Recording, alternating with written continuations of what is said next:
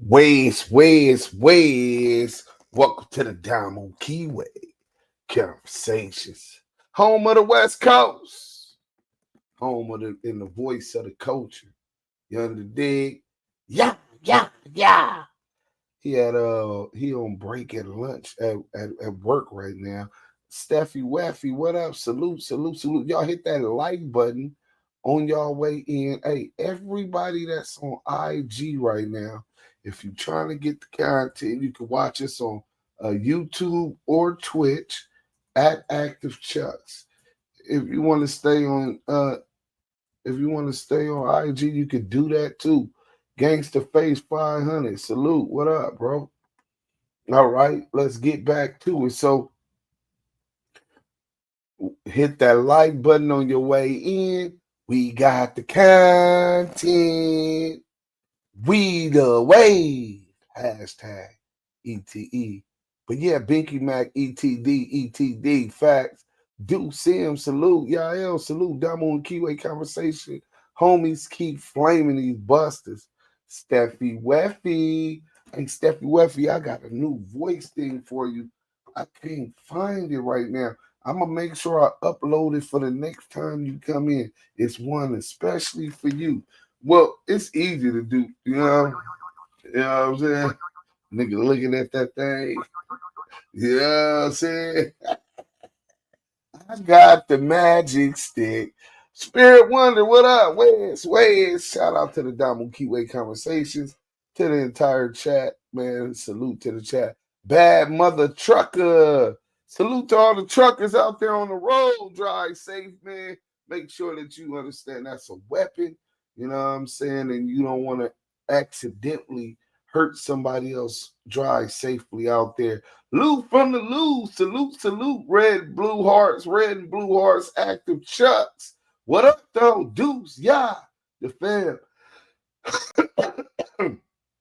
That's that good kush. Las Vegas Freedom News. What it do, blood? Panda Man.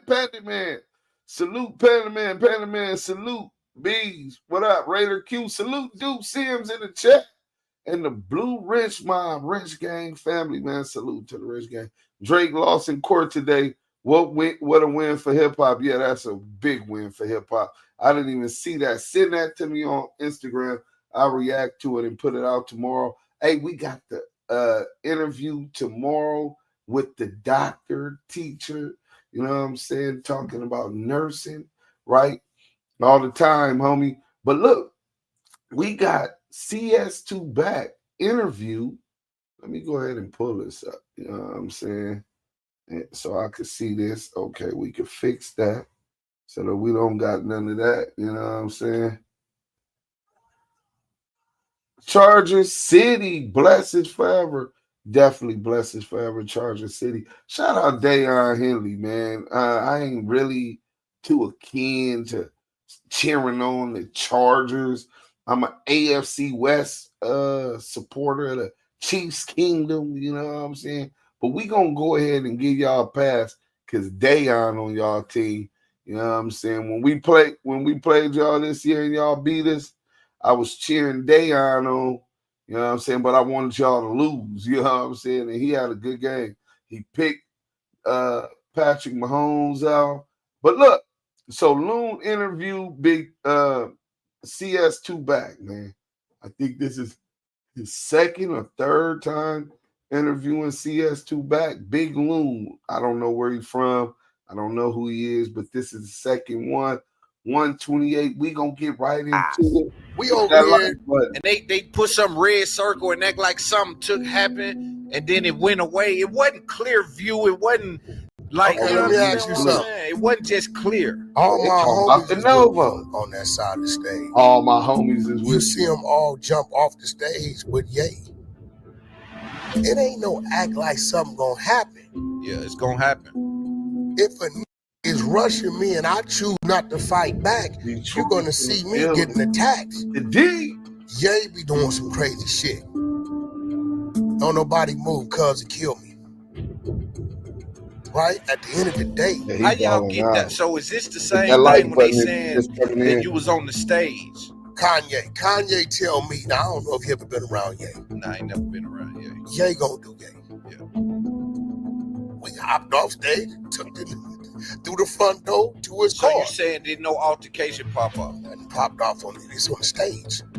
If it was on the stage, we walked all that over. They got some kind of video. They trying to act like a swung or a nigga done No something, altercation. and then that Let me ask you nigga get something. on Hey, Loon, Clubhouse and Pause. Let me ask you. Now I will. They gonna get back to it, but that gives me enough time to go grab it. So he says there was no confrontation at the Novo.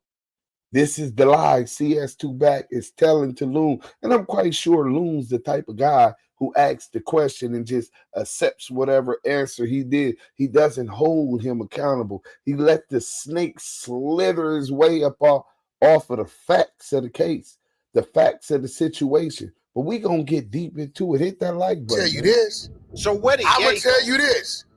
Big U didn't go home that night. That's a fact.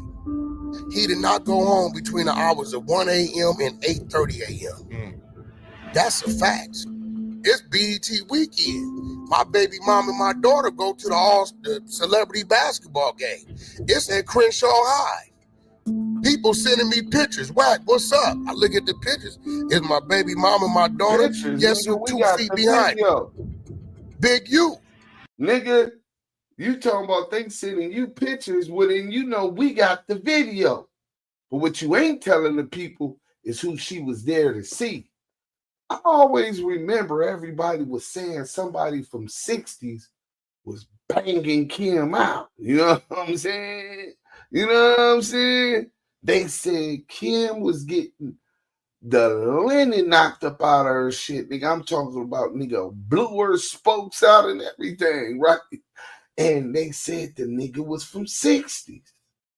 And Wack right now just admitted that while all this was going on, his daughter and his baby mama, his wife, Kim Ross now, to be respectful, but formerly known as Kimberly Jones, was up there like a double date. Is what I'm hearing, a double date. You know what I'm saying? And we got the actual video footage of them up there. And Wack is just clarified that he knew that much. Now you starting to understand why Wack is so obsessed with and hate Big U. Let's go. One thing I didn't understand is Big U never said catch Wack and I got out and I said one thing to Big U. You Let them going like first. Let's get to it. when he went to jail, he mentioned your name. What was your thoughts? If Big U would have been Key to Rock, somebody would have been dead. Yeah. That's a fact. Yeah. Jay Running Griffin, content on me? Okay. But he ain't running no. So he ain't running no police kind of content where he What's talking about police content? like the murder, the unsolved shit, or just. So tell me this: what kept you? Because I've seen you be a live wire on Clubhouse. I've seen you like go off on like Aaron the plumber on the phone. What kept you restrained? What kept that restraint when you was talking to Loose Cannon? I done had 3-4 of them people tell me, Wack, he told us to record. That's what was crazy too. They recorded this. I'm glad they recorded it. Had they not recorded that and you pop up on No Jumper with that watch, but I never that might look different. See, but here go the thing. If you watch No Jumper, I didn't pop up with the watch. Daniel Hernandez paid me to go have shots fired at Chief Keef. What's up with you and Jim Jones? He said, what? Jim's the what? Jim was the number 2. I was the number 1. But he didn't produce no paperwork. No. What he did was he put the audio up, right? I'm oblivious to the audio. And didn't y'all get him out the way? This is on the federal wiretap. Now the you ain't got a conspiracy. Now we playing a day. We getting in the weeds. How you ain't got a but how you peep this though? How you ain't got a conspiracy? But I can guarantee you that listen, I can guarantee you the feds got you on the line with Loose Cannon. That's cool. Guarantee you and the feds got you on the line with Loose Cannon. And I guarantee you they do too. I had a broken windshield and I had to file a claim for that. The good news is I had glass coverage on my insurance. What do you say to people who look at that and say, well, you got Big U in a federal indictment, Loose Cannon in a federal indictment, and we can almost be 90% sure that you are on some kind of cause with them and you ain't been pulled in? This is part 2. Yes, it's new. Don't ask. In there it says either witness to or victim to, which is the Grammy-nominated producer. It says, Big U says, I want to break whoop-de-whoop jaw for getting me and Wack into it. Active in the chat to chat. Big U don't say nothing to me. He calls Molly Mall, right? And say, yeah, this nigga Wack denied me using the studio. I feel like that's a whoop, whoop, whoop, whatever. Molly Mall calls me and tell me, you know, dude a little upset about whatever just went on with the studio. I said, I ain't talked to Big U about the studio, but I talked. That's not what the wiretap says. Wack is lying. The wiretap is in the paperwork. Big U told him, stop fucking, told Molly Mall, and then he called and told Dale, stop fucking with Wack. He's an FBI informant. That's what he told them. He coming up with this. It was about the studio to try to be fluff, bro. The whole shit, because he spooked, because Big U was found out through Mark Stevens that he was an FBI informant, a confidential source. Let's get to it. Hit that like button. We about to flame this nigga up. Y'all thought it was a gang? To the other nigga. So now I don't call the other nigga back. I call Big U. Hey, homie, for one, why is you sending somebody at me to ask me something you supposed to been asking me? I would have just told you. You feeling some kind of way right now because you know I told another nigga no, and another nigga no, I told you no, because you sent him at me. Yeah. Big, you ain't no damn fool. How else would I know he feeling some kind of way? It was two different Molly Mall told me. So in the RICO, when you read it, that's what we talking about. Yeah. So that's kind of where the friction started. So now let's go to phase 2. So after, before you go there, after that, was it any issue with you and him? Did y'all go back to kicking it? Is it cool? No, because you got to remember, I don't kick it with no nigga. Right. Y'all do business? All my comrades, we are holler on the phone. Yeah. It ain't a man unless we on tour that'll tell you they done been with Wack 2-3 days in a row. Me either. Yeah. Ain't gonna happen. Facts. So when I tell somebody I ran with a nigga 15, 16 years, that just, we was cordial. We did business. He had access to me. I had access to him. Bo Hill. You know what I'm saying? So, but you also said I've been to his house. I can walk in his front yard. Been to my house too. So that means that's a little deeper. No, than just... because guess what? It's some niggas that go to niggas' house every day. Big U had a crew. At every morning they was at his house. Yeah, them niggas lifting weights in the backyard. Yeah. Wack ain't part of that crew. Right. But if Big U needed to get somewhere, he knew the code to the gate. If I needed to get somewhere, I knew how to get to his crib. We was definitely cool like that. Families knew each other.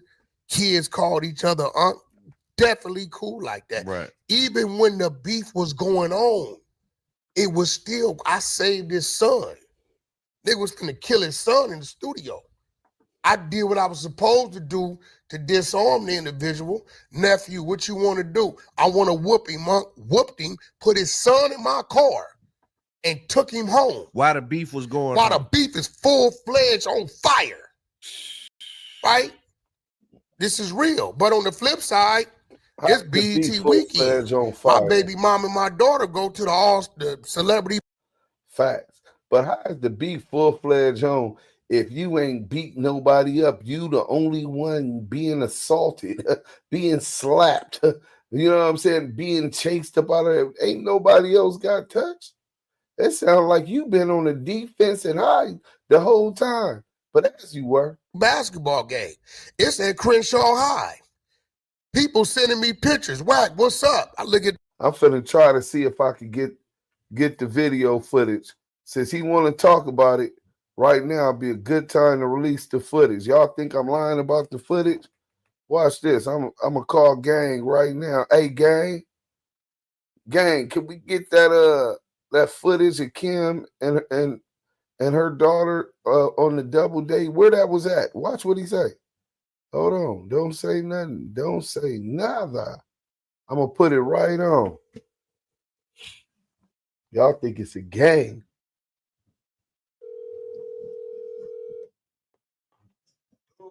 Hey, gang, I really think right now is the time to release the video footage of the double date up at Crenshaw High School. It was Kimberly and her daughter on the double date. Since Wack just validated that it occurred, nigga wasn't trying to put old Kim up in it. But do you know where that occurred at? Do you remember where you got that video footage from? Huh? Okay. Was it an event or something up there?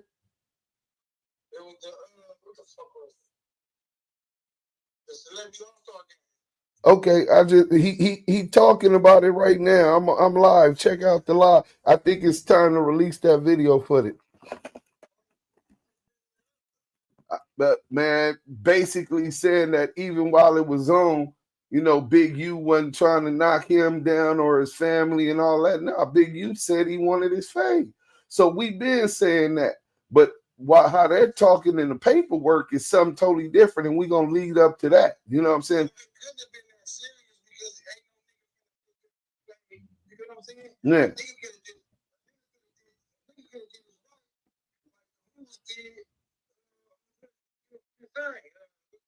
Yeah.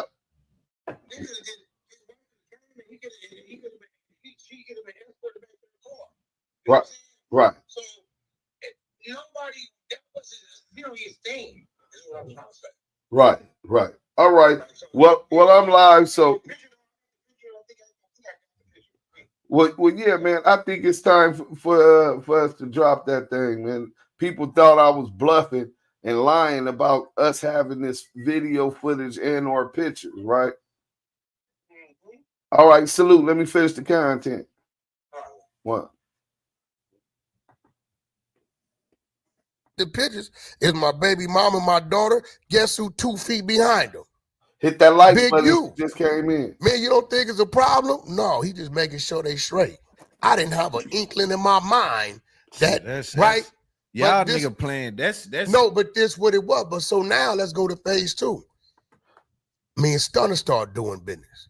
I kick off Cash Money West. Vibes only, salute. He had a group called OSB on some bullshit. Yeah. I really like the 2 youngsters. They're really cool dudes, both of them. Right? So you got to remember, man, in the hearts of men, and I learned this the hard way. And I don't know if you've been in this. Salute. It's times to where the more you help somebody and they see you can help them, they start getting envious of what you able to do for them and what they can't do. Yeah. It's crazy. Yeah. So it's a catch-22. You damned if you do, damned if you don't. So when I kick off the Cash Money West thing, I got the whole West Coast, Savvy Third, Blueface, boom, I'm riding in a red rag Chevy playing Crip music. Niggas is mad. I want the internet on fire because if you talking about Wack playing the Crip music, what Crip music? Savvy Third, Blueface. I'm marketing. Right. I know what I'm doing. It's business with me, right? Yeah. So now it boom. Big U has always wanted to have a position in music as being that guy, right? He wasn't around for Corrupt. That was Keita Rock and S-Mac them era. They did all that. Yeah. When that was what that was, right? Yeah. So now you saying he wasn't around, he had his clothing brand. They wore his clothes when they performed on Soul Train.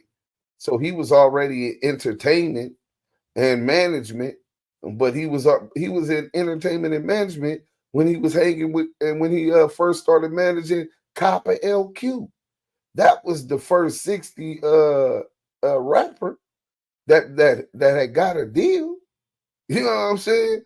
But you never allow your enemies to tell the story of your history.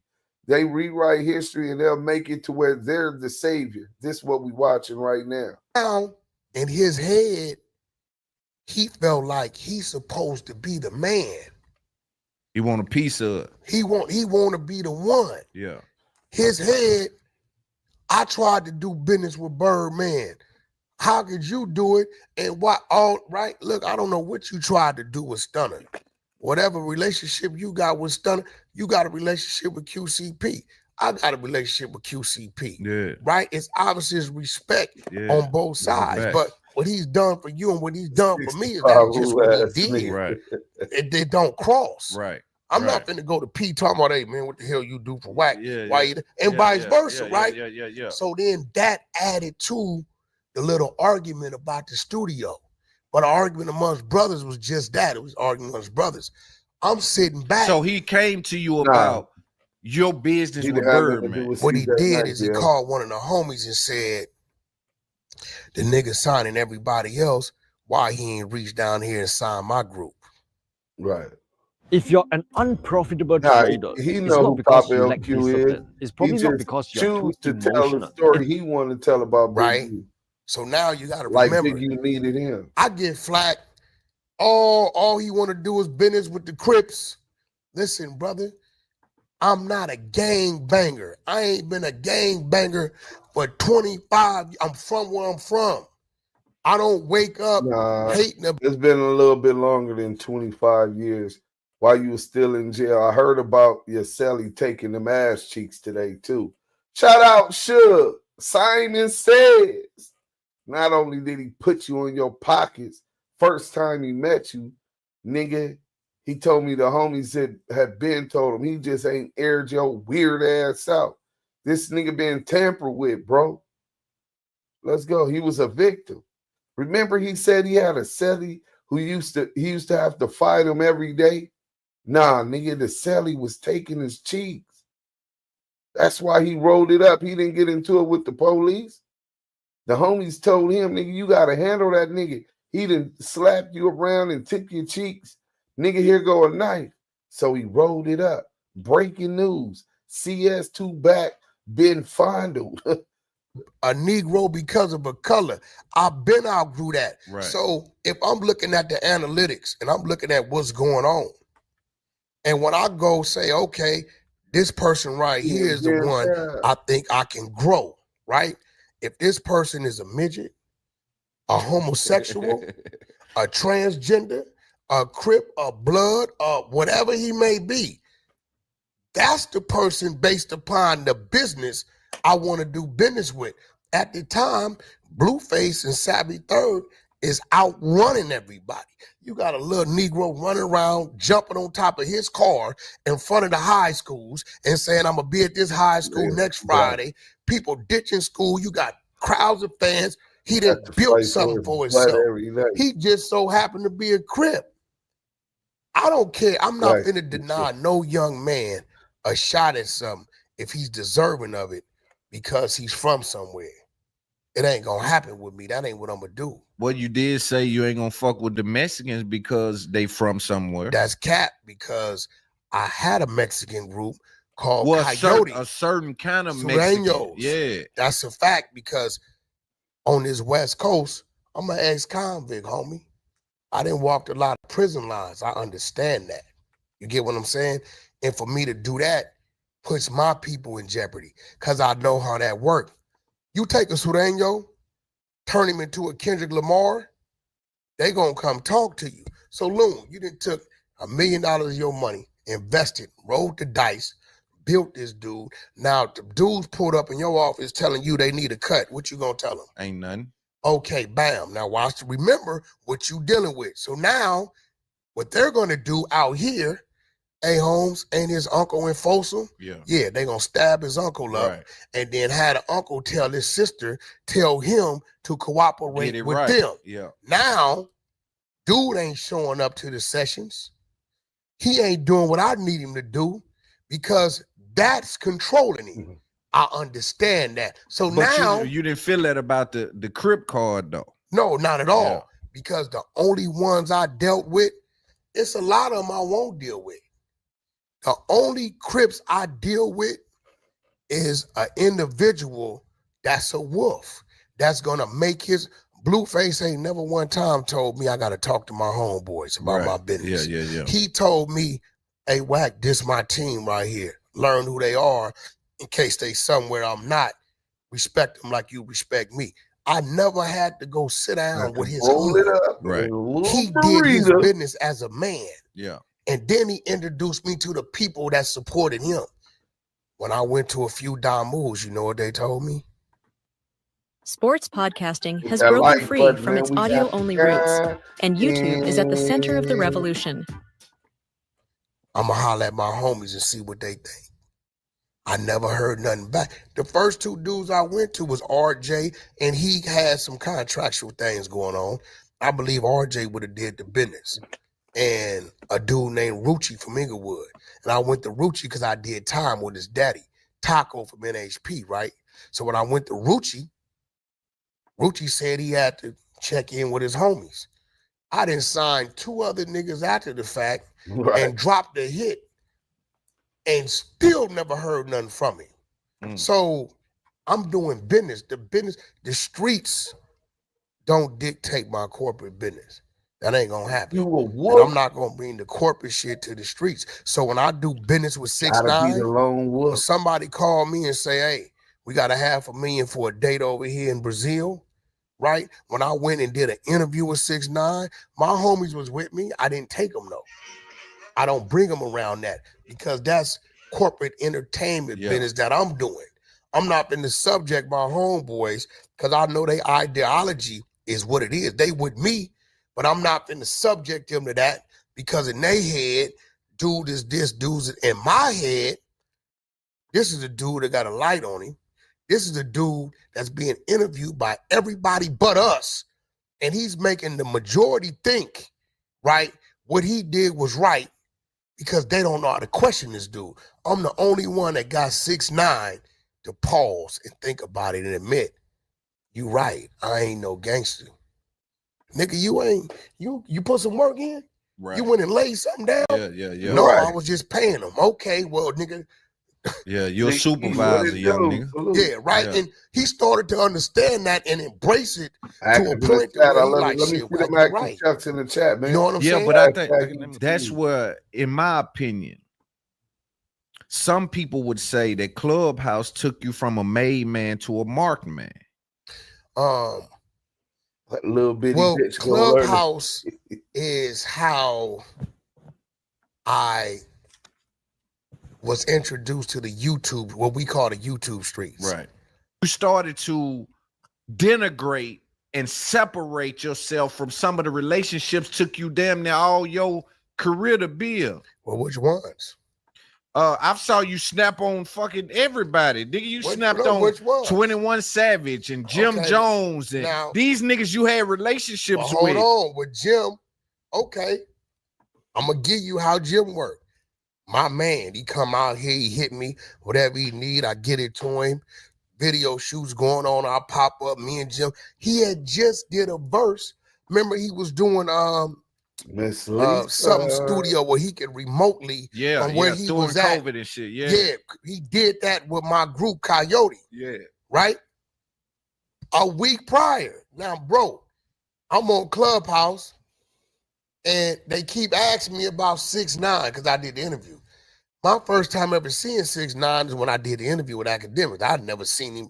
6ix9ine hated my guts. When he was doing his little blood run, we wouldn't talk to him. We wouldn't associate with him, right? So I said, you know what? I'm going to bring, because it was all New Yorkers asking me these questions. I'm going to bring him to the damn app. Y'all ask him yourself. I don't know nothing about none of this. I didn't know none of them people he went to jail with. None of them. So when I bring him to the app, this little dude, he must have didn't do nothing but read paperwork all day. Daniel Hernandez paid me to go have shots fired at Chief Keef. What's up with you and Jim Jones? He said, what? Jim's a what? Jim was the number 2. I was the number 1. But he didn't produce no paperwork. No. What he did was he put the audio up, right? I'm oblivious to the audio. Audio? Yeah, see, watch out, Loon. See, I'm trying to think. I don't remember hearing no audio. It's up. It's on the internet. We made shows everywhere. So when the audio come on, I'm listening to Jim. talked to Mel Murder. I remember that. Planning to execute what they gonna do. Now, this same audio, Loon, you gonna understand this, was used in the federal trial. The only time the audio could be used in a federal trial if the people on that audio authenticate, this ain't about no video shoot, this ain't about no movie, this what it was. 6ix9ine is telling me, as he has told me about somebody else, bro, Wack, dude's a cooperant. I'm a cooperant. I know who was in line with me, right? But he also he wanted to kind of diminish Jim Jones's status as well. Though, no, he wasn't tripping, Jim. Are you researching dental implants? There's a lot of dental offices that'll talk about doing their teeth in the conversation. Well, them is Jim homies that were surrounding it. Yeah, but all of them. Who he sent to jail, though. They had all start cutthroat one another, trying to get each other out the way. Yeah. Oh, this dude doing this. Don't trust this dude. Yeah. Don't trust it. They had all doing it. He know it because they coming to him, right? So what I did, okay, Loon, if me and you like this, right? And I hear audio on you, what you think I'm gonna do? Hit me. I send him the audio. I say, bro, dude just put this audio up. I'm trying to understand it. What I'm hearing sound like conspiracy. Give me a call. Let's go over it.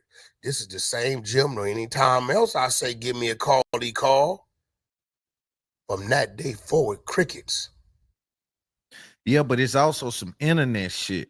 Like, that ain't no internet shit. Yeah, if you on the internet, this nigga in Clubhouse uploading some shit, talking about this and that. This is internet shit. How's that internet shit? It's on the internet. If it's really a scenario. How is that internet shit? Though, if it's really, do you know why 6ix9ine knew where to find it? Because he was the number one He said, Wack, it was 3 of us.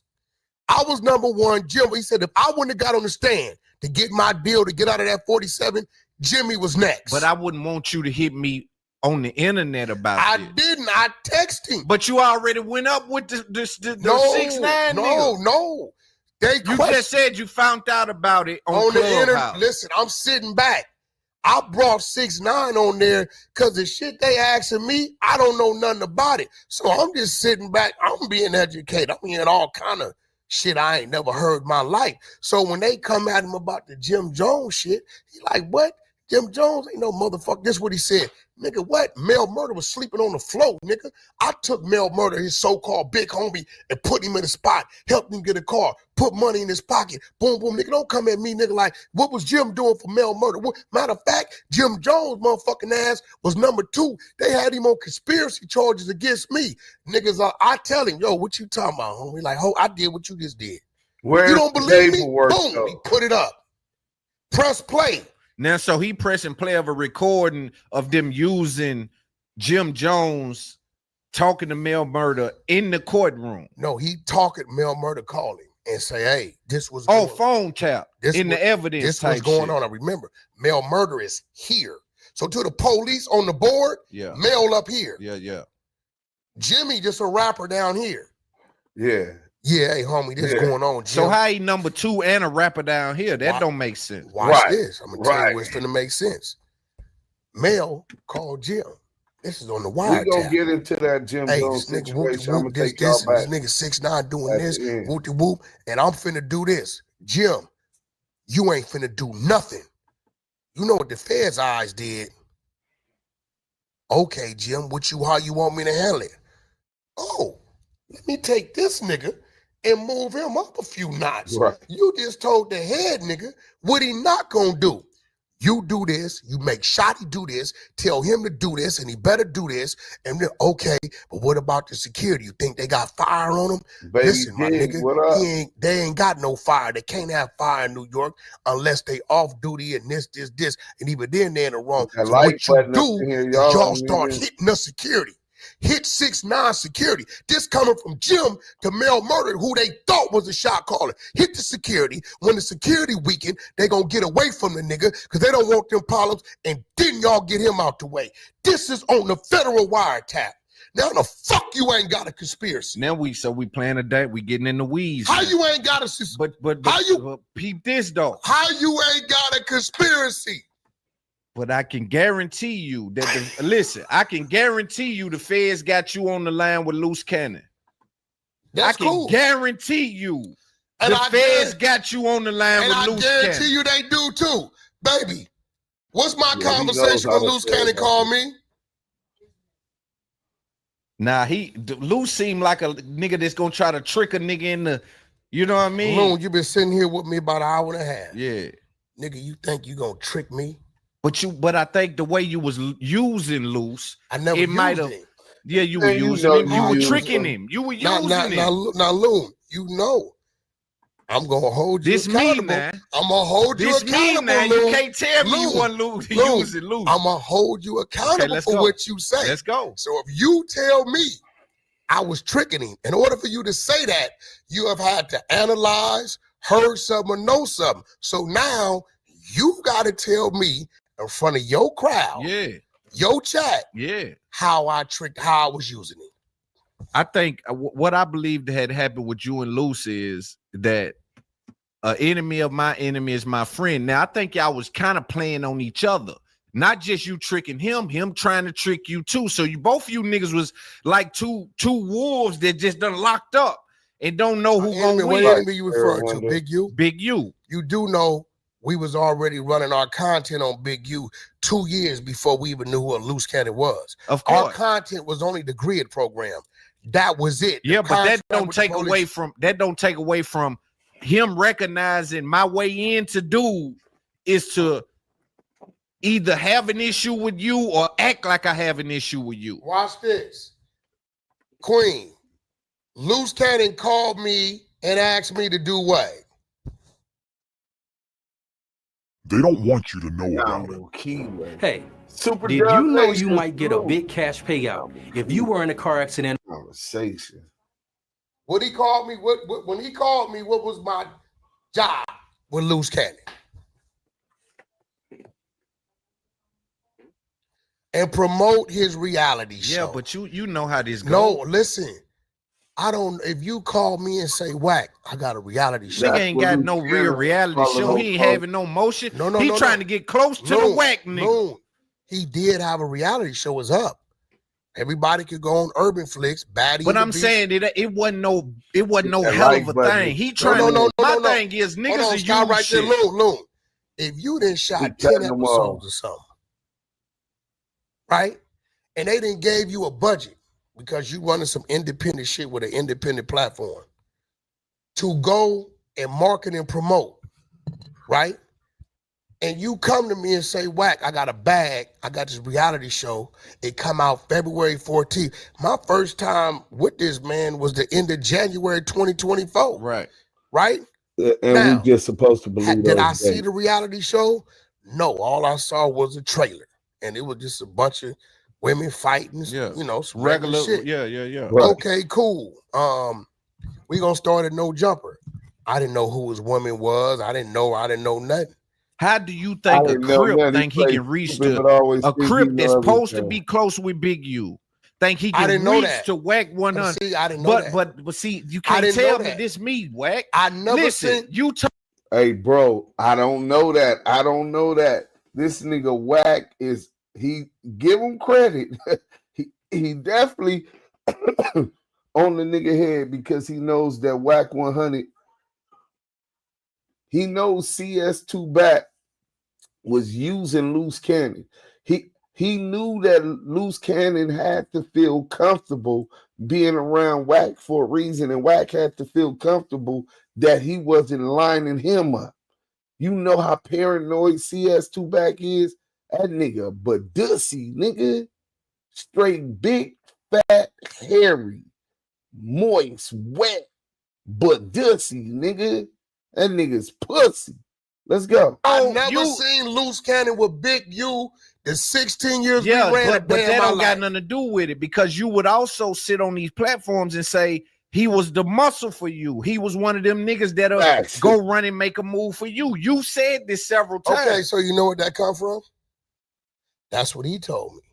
I couldn't vouch for. I never. But your voice too powerful to be co-signing that kind of shit without. You. Didn't I just tell you I was in a red flag lowrider Chevy playing Crip music, talking about damn cuz the spot. But you wasn't dissing no Crips or not dissing. You're missing the point. Go ahead. I was doing that to promote them people. So Luce brought me in. I need you to help me promote the reality show and help me promote me. Okay, no problem. Academic said it. Wack called me, said that he needed me to do this interview. I'm thinking Wack coming. That's a fact. Everybody there but Wack. Right. Right? What Academic said was that Wack forced him to interview Loose Cannon and his wife. His wife was just with his baby mama. She was just with him, Sharice Mills. He acted like he was coming for the interview, and the last minute said he wasn't there, and that Loose Cannon, that's how he got the interview, to push the exact same narrative implicating Big U and Meek Mills and Rick Ross and all kind of outlandish shit. But Wack 100 was behind all of that, the hand behind all of that. You know what I'm saying? The handler. Remember, he said he's Loose's handler. I'm going to grab that video. Before you go to the next subject, we got a video about how he corroborated things. We're going to keep this in context. Let's go. Because I'm doing my job. All these little podcasts you saw me going on. I was saying that's unusual for dude. Okay, now think about it. Why you think I was doing it? Hey, Wack, they said they'll interview me, but you got to be there. Here's a hot take. If you have a message inside you that people are meant to hear, it'll never make the impact that it truly deserves until you have one thing. He didn't already pay me to do certain things, so I show up. And even if they didn't tell him that specifically, it was kind of a hope and dream. It's like booking Rollo Rodriguez and Baby in town. They might show up together. I didn't have a problem with it because I knew what my business with him was, right? Now you got to remember, we had no idea what he was gonna say the reality show was about. We ain't know. I ain't seen it. So when I ask you, like if I'm interviewing you, right, and I'm like, I got a reality show. I'm like, okay, well, bro, tell us about the reality show. And you start saying, yeah, man, it's the goats and the pigs making love in the barn. All I can do is from what you say, elaborate. Hold on, bro. Was this some type of bestiality crazy? And then I'm waiting for your response. You know how we build. Yeah. So when he said what he said, right? I didn't doubt he got the call, but I didn't know it was bullshit either. Now, I've always told people, Big U ain't had nothing to do with the murder of Nipsey Hussle, even while we was beefing. I've always told people the only reason why the Nipsey Hussle explosion happened is because of Big U. If Big U wouldn't have did what he done, that movement would have never happened. When he got killed, it was just a regular conversation and us watching the video. It wasn't until Big U took it upon himself and said, I'm going to do a gang peace walk. All enemies meet me on Crenshaw and Slauson, and we going to walk together. Hold on. Hoods that been killing each other for 40, 50 years. I think that's, it's up there, podcast right there. He said, don't play the entire interview, homie. Keep going. Wait, you said, don't play the entire interview, homie. Keep going. All right, we're going to do it like you said it, and then I'll come and correct it with some of the other stuff that we have that shows the contradictions in his statements today and his positions that he's taken in this interview as opposed to positions previously. He was Loose's handler. We're going to get that video.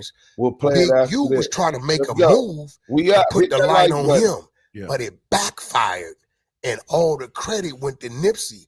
A gang truce walk had nothing to do with Nipsey's murder because his murder was internal genocide. His own homie killed him. Sense. Wasn't the blood, wasn't the enemy set, a rolling sense. 60. So when Big U did it, he also had Crenshaw search printed up where you could go buy them over here. But instead of it going his way, it all credited to sense. Nipsey. That makes sense. That I'm watching the play. Because that was Crip on Crip. That was business. 60 on 60. Yeah. That ain't even. So what? Truth raw. It may make sense, bro. So I know what's going on because I'm on the phone with him. Yeah, it makes sense. I'm on the phone with him. You got to remember, we still talking. Yeah. Right. So after Nipsey get killed, about 30, 40 days, he come to my crib. I got one of my homies there with me that did time with him that he hadn't seen in forever because the homie just did 20 years. He in my backyard in my game room. He say, Wack, I got these contracts with Nipsey. I'ma act like you brought me out the contracts prior to and you use your legal team to go after them. Can't do it. I tell him no. Yeah, this nasty work. What you mean no? You was just running around with Nipsey giving the nigga awards. You should address that. I knew when y'all fell out and got into it. I'm pretty sure y'all had this conversation. That's going to his kids and his significant other. Gee, who is that, bro? You trying to speak? This ain't for you to speak. Who is that? The Don daughter. Listen, bro. This ain't for you. Gangland Neem is in the building. Salute the Gangland Neem. Matter of fact, let's go ahead and do it like this. Gangland Neem, man. You know what I'm saying? Salute to It's Up There podcast. Appreciate you guys as guests. He got the content. We're going to do this live reaction, man. Let's get back to it. Let's go. Wack, them tapes. I got control of the baby mama and the tapes. Release them. I'm going to manage her because Lord London acting funny like I can't be part of nothing. Right? No. I don't got the tapes, but the nigga that got him, he'll do it. I'm not telling him to do that. Me and Nip, you can't find an interview or he listened to a song with Nip talking crazy about me. Yeah. We never had a problem. His problem with me is he knew I ran with Big U. And when him and Big U got into it, he automatically did what a gangster's supposed to do. Like he fuck with him, I can't trust him. But that's what I'm saying about the loose cannon nigga. So when the loose cannon nigga come into the fold, and you at this point in time, you and Big U is going at each other. We was already 2.5 years in. Yeah, but this nigga here come from his side. I'm still trying to figure out how 600 come from his side. That's what I'm saying. So I'm trying to figure out how 600 call me every day. I seen 600 on the video with Big U and shit when he was like in the backyard or whatever that was. Because I watched I think his name Flacco. I watched the video on him. When I did that Charles White interview, 600 was with me. 600 called me every day. We just was on YouTube yesterday. So, but let's back up. What did I see? The neighborhood shit don't mean nothing. Yeah, but that's what I don't get. Okay, I'm gonna tell you why. 600 is a boxer that was tied to Don King. He was in a Don King contract. Don King had him in a chokehold, right? This is what I want you to get. 600 at the time is up on the SMAC. Right, which is one of the other big homies. I knew way before Big U. Right. 600 called me, Wack. I'm missing money. Don tripping. He won't let me out the contract. I've been trying to get out a year or two. Can you help me? No problem. Within 2 weeks, he's out the contract. It don't matter what Big U tells 600 about me. Never sue the other driver after a car accident. There's a better way to get paid a way bigger check without having. 600 gonna deal with me based upon how I dealt with him. Wack, what I owe you? You don't owe me nothing. Just answer the phone when I call you.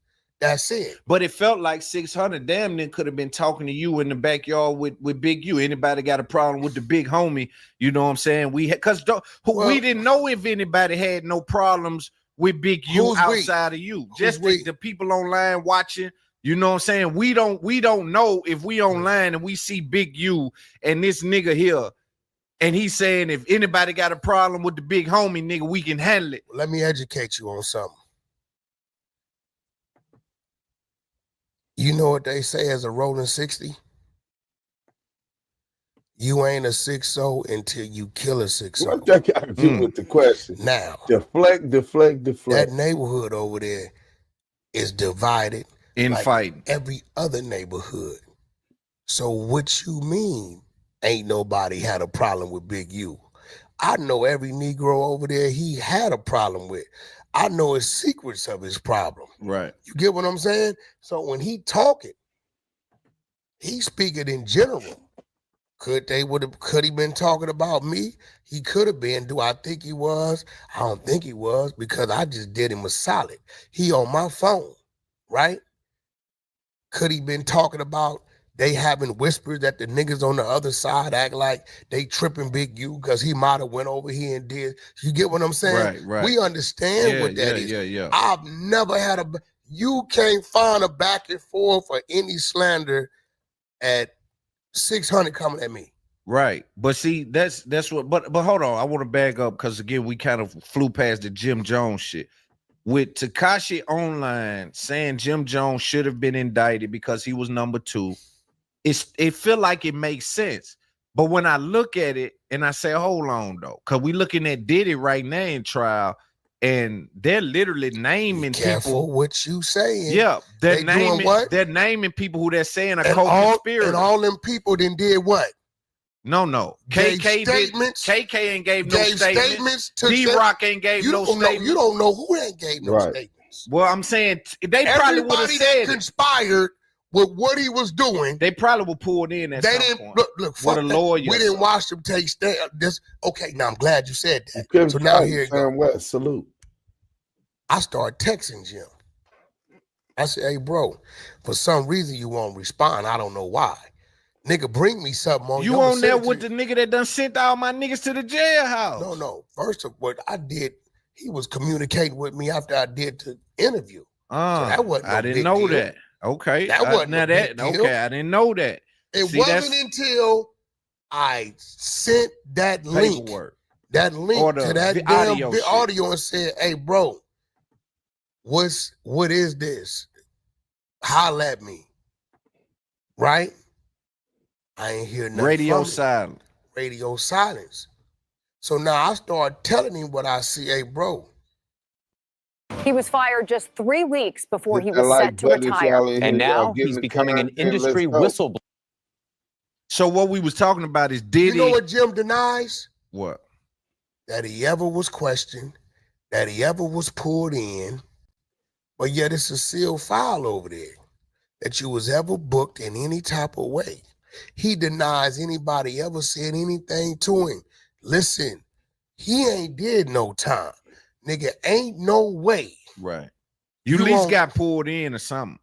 I mean, because again, I would think KK has been pulled in on Diddy's trial, D-Rock. I even think Diddy's paying for the lawyers of them people. Bro, so even if they go in there with you didn't hear what the Punisher said? They came at me months ago questioning me about this. Yeah. And I told them I didn't know nothing. They still pulled him in. Yeah. Right? So now I'm like, I feel like, bro, if a nigga send me something and what he sent me is felonious and on you and I send it to you, it shouldn't be no change in you. Yeah. Yo, Wack, that's some bullshit. I got this, boom, boom, boom, boom. Or this what it is. It's just real talk. I didn't have people tell me straight up, yeah, Wack, I got out and I told. I didn't have them tell me that. Straight up. Like I sent it to him. Bro, you know something about this? Wack, you know, woo. I know what it is. I'm out the way. So you never nobody from this day forward, Loon, gonna come to you and say, hey, homie, what's up with this? Nigga, what you mean? Woo. Yeah, we sent it to Wack. And you looking at your phone and Wack ain't said nothing to you about it. Right, yeah. I'm gonna send it to you. You one of them, though. You been consistent with that I hit a nigga about this. I hit you about this. I hit dude about the studio. I'm gonna send you know it what I'm to saying? you. So I gotta give you that. Yeah, you ain't finna be, damn, why Wack ain't get at me about this? What he on? Yeah. No, I'm gonna put it in front, bro. I don't know what it is. Yeah. But I'm gonna put it in front of you. Yeah. You get what I'm saying? And that's what it is. So but what I didn't know. What do you say to people who look at that and say, well, you got Big U in a federal indictment, Loose Cannon in a federal indictment, and we can almost be 90% sure that you are on some kind of cause with them and you ain't been pulled in? You want to put a bet on that, Loon? I'm not a bet man, but I'm a sure man. So you telling me you ain't you listen, we have a comrade that we love to death. Love him like a brother. You know, I like to do other kind of bets like that. You know, like 100 push-ups on call. Yeah. But if I catch your ass live in an all-white party, I need that. and I call and I need that. Yeah, I need that. Now let me break it down to you. 2004, 2020. You're gonna find Wack and Big U on the phone. Right. And even then on the phone is business. Because the shit he got going on in this Rico, I've never seen him do none of these things. Even checking in, how they showing it ain't what it is, what we was doing it. I check in. I'm on my way to up top or down low, whatever. I'm gonna call my people, my team. Hey, I'm gonna be there Wednesday. Right. They may tell me, Wack, the spot you usually stay at is hot. Don't go there. You know what? We gonna send. I check in. Yes. I don't know which. Ain't no. You know what I'm saying? Yeah. I'm calling my people from that jungle, right? Sure. So his investigation started 2021 to March of 2025. Right after y'all stopped talking. Right. That's crazy. When Hassan Campbell, this is where he fucked up at. When he got on the thing and said, yeah, Big U and Wack had me on the three-way when y'all was talking, it was a joke because our circle knew them niggas ain't talked in a year and a half. Right. We ain't been on no phone. Even when I did that for his son, I ain't talked to him. I'm pretty sure his son talked to him. You get what I'm saying? So, and even the initial investigation was crazy about it. It's two investigations. It's the Big U enterprise and it's the Rolling 60 investigation. The Rolling 60 investigation didn't start with Big U. It started with the other dude at the bottom talking to Brick Baby. Hi, I'm Yusuke, a robotics Like engineer at he getting his commercials too. It's Flippy. Get This your money, invention man. It had nothing to do with Big U. Big U ain't even on the radar. Him talking to Brick Baby and then Brick Baby talking to who? Big U. Then the Big U shit starts with the murder. They didn't even think Big U had anything to do with the murder. They went by his house because they was doing a check with everybody that was close to the dude that had got killed. So when they went by Big U house, because this dude that lived with Big U, played football for Big U, when they went by the house to ask questions, hey, we come by, we investigating, we know he ain't there, the wife is there, right? Big U phone is now tapped because of the Rolling 60 thing from this nigga running guns, talking to Brick Baby, and Brick Baby calling Big U. Right. So That's all the tap is. They don't even know what, ain't nothing there. When they come to the house and talk to the wife dummies up, gets on Big U's dad phone and calls Big U in a panic and says they just left here asking questions about Rayshawn. Then is when they said, why is the wife calling from the daddy phone in a panic? This ain't what she was saying when she was in front of him. That's when the investigation triggered on Big U and the murder. Did they charge him with that? The feds, well, 600 in court said, the feds said they're going to pick it up on the federal. They might got a superseding coming in or whatever, right? Yeah. So at that point is when that triggered. Now, when all this is going on, me and Big U ain't talking. We ain't nothing. But here's what I want you to answer for me, though, because I've heard you on Loose Clubhouse. Cannon, hold on. Yeah. Loose Cannon start running with Big U, I guess, 2022. Doing what I'm reading the paperwork. I'm learning this in the paperwork. So they still making new friends and new, like 2022, Loose Cannon, you wonder what's Loose Cannon, the Big U's relationship, where it come from, right? Loose Cannon's daddy, Nutty Boy, is one of Big U's best friends, close friends. Okay. He's doing life on death row. We ain't on death row no more. Wait. Right? Let's stop that right I can show you some paperwork on that that'll blow your mind. Wait. This nigga is talking about Nutty is Big U's partner. It was alleged that Nutty was snitching. Well, he was a snitch. It's been proven. You know what I'm saying? You's a snitch. just like your daddy. Loose Coochie Ashley daddy is a rat. It's no ifs, ands, or buts about it. Nutty snitched on the Anthony's Park, switched hoods, turned Hoover, snitched on the Hoovers after some shit. Did some, some cold killer shit over there too. And then turned rolling 60s. Eddie boy, crackhead Eddie was the first one to tell them that nigga was a snitch. You know what I'm saying? So he hates Nutty. That's why Loose Cannon and Eddie didn't get along. But in any event, it's alleged that Nutty was taken to his baby mother house where the twins was at, being Loose Coochie Ashley and his brother. He was taken to his parents' house. I'm talking about niggas made him get in the car. Who lives here? Who lives here? If you say anything about whoop-de-whoop, whoop-de-whoop, and whoop-de-whoop, nigga, your family gone. That's why Loose Cannon's family was moved to the Inland Empire. And that's why the feds used to pick him up from school. He grew up in Wissac, or some version of it. Let's get to it, him and his brother and his mother. Mine from way back in the 80s. But that is not his homie. It's crazy. Paperwork that if Loose Cannon saw this paperwork, he'll probably go crazy in that where he at right now. You know what I'm saying? Yeah. I can show you Eddie Boy, the one you hear us talking to, Big Eddie Boy. Right. He got a brother named Lil Eddie Boy who's in there for a murder that he did not commit. How did little Eddie Boy get placed in there for a murder? Because Loose Cannon's daddy placed Eddie Boy at the murder scene. Why did he place Eddie Boy at the murder scene? Because some people put him in the car, drove by his house and said, who live in there? My wife and my twin boys. Who are the twin little boys? I already said. Loose Cannon and his brother. What we need you to do, and I'm going to show it to you. I got to work. What we need you to do is remove a few of these names when they come ask you and replace them with somebody else other than the name. Right? Now, see, Loon, you playing. So I'm going to pull the work up, Loon. Look, I'm going to pull the work up.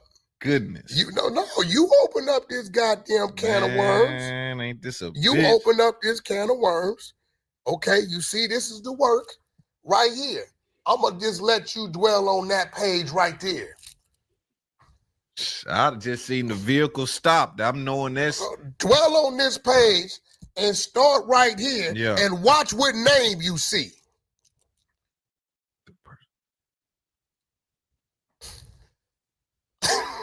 See, it's a lot I don't say. You seeing some names you familiar with, right? Yeah, definitely is. Yeah, definitely is. Now, the Williams guy is Loose Cannon's father. That's Nutty Boy. What? You seen it said they stopped and pointed at the house. Yeah. What'd he say? Yeah. Who live there, nigga? Yeah. My wife and twin boys. So what I'm telling you is, right, that's their relationship. I'm nowhere around. I don't know a Loose How are Cannon. you saying I don't know what the hell they doing. The only one I did. Time friend then. If you're saying that the Rolling 60s found out that Nutty was a snitch and they pushed up on him, how are you connecting him and Nutty as being friends at this point? You got to make it make sense. It can't be both. Let's go. No, is the dude they was extorting. But I knew him because I used to book artists at his club. I didn't know nothing about weed. Anybody know me tell you go around Wack talking about any drugs, nigga, he running the other way. Yeah. You want to get Wack away from you quick, mention the drug. In any shape, form, or fashion, he gone. That's what's gonna keep you two in the clear, like you know what I'm saying? Because you didn't play both sides of the fence like that. Around at all, bro. Yeah. So it's with me and my woman tell you this. Shit always happens. I don't like when crazy shit happen, I don't question it because usually it's happening to remove me and get me away from something. Yes. I mean, I didn't had I'm like, damn, how'd that go bad? Right. I don't quit. I look up a year, 2, 3 years later, and the same individual then got caught up in some shit after we parted ways. Right. So when you look at the RICO, it went from 2021 to March of 2025. So that clears you of having those phone conversations with Big U. But here's my new question with Loose Cannon. Imagine being able to build an app with your name on it just by thinking about it. Meet Base 44. It's a two-part question. My first question is, do you think Loose Cannon is trying to get you wrapped up with the Feds some kind of way? I think he was trying to use me to line some people up since he been in there, and I figured it out with that video. Yeah. I figured it out. Because it feels funny. Like, I ain't gonna lie. Like, when I just watch it, I'm like, now I'm about to wake you up to something. I got a tap on my shoulder. You get what I'm saying? Yeah. I got a tap on my shoulder about what somebody's intentions may be. Now, have you noticed? And there's one of them that ain't, no, it's out too. It's two of them. Surprised you I ain't grabbed it. It's two altercations that happened with me there, with Loose Cannon's crew. Yes. One in the house and one at No Jumper. Yes. Right? Both situations, what did you see me do? Fall back. You know when they tapped me on my shoulder, what they told me? Wack, you trying to get your hands dirty. Watching. I heard. So the Feds told Wack and gave him a heads up tap on the shoulder. He's trying to get your hands dirty. Fall back. This nigga, the rat whisperer. Heard what he said. Cool. I don't drink. I don't smoke. So now, when I start seeing situations that's going a certain way that shouldn't. Yeah, overreacting and shit. What just happened? So you got to remember, if a motherfucker working or a motherfucker got some other shit going on, they can break the law to get you to break the law. Yes. My team is with me at No Jumper. They on the wall on the side of the Benz truck. Never come off the wall. Yeah. Right? Every time he initiated anything like that, Wack went the other way. Yeah. Now, if you ask anybody about Wack jumping I hear him lying. You could be fighting a midget and whooping his ass. Yeah. If the midget got a homie, I'm fighting him, I'm jumping in the fight with you. Yeah. But I already knew, because I'm only here to help you promote your reality show and you help build your name. That's it. All this other loose, he tried it with big homie CC. He was finna try to pop it off. He tried it. Yeah. I got in front of him and said, nah, homie, hold up. If you watching that, I made sure I'm square with CC in front of everybody. Nah, man, we finna. No, you ain't. Yeah. Nah, no, you ain't. He trying to make it happen, trying to show some violence. Yeah, but see, I didn't let it happen. The straw that broke the camel's back is when I walk out of the weed conviction that day with big homie CC. I walk out, I get a call. Wack, what up? What up? Man, you seen what Loose did? What you mean? He just went that game on the internet. Right? I said, standing next to you going that game is crazy. He said he just went. Not standing next to you physically, but I'm just saying. I guess he did it and had it scheduled to release a certain time. I said, send it to me. So he sent it to me. As I'm watching it, Game called me. P-Funk, what's up? I'm watching this right now. What's up with this nigga? We both finna find out. Let me tell you what Loose Cannon don't know. I clicked over and called Loose Cannon. You know, if I call you, right? Hey, whoop-de-whoop. And you click over and call, and I hear the phone ring. What's that letting me know? It's a wild call. Yeah. Loose, what up? Hey, bro, what's this shit you put out about game? Nah, that nigga was with Jim Jones at the park. No, he wasn't. Nah, he was with Jim Jones at a party. So what? That's a party. Nah, but what I'm saying If you getting into it with Jim Jones, I'm not getting into it with Jim Jones. Nigga, who gave you the motherfucking authority and the motherfucking green light to say anything to my motherfucking artist, nigga? Yeah. I don't talk to you about my motherfucking artist, nigga. Yeah. Who the fuck told you to say well, no, I just took it upon myself, because I love you. But he ain't knowing that I already done seen in 2-3 occasions what this man then told me you trying to do. I said, hey, homie, when it come to my artists, that ain't none of your business, right? And for the record, Game could be around who the fuck he want to be around, when he want to be around them, whether I got a problem with him or not. Right. Loose don't know till right now.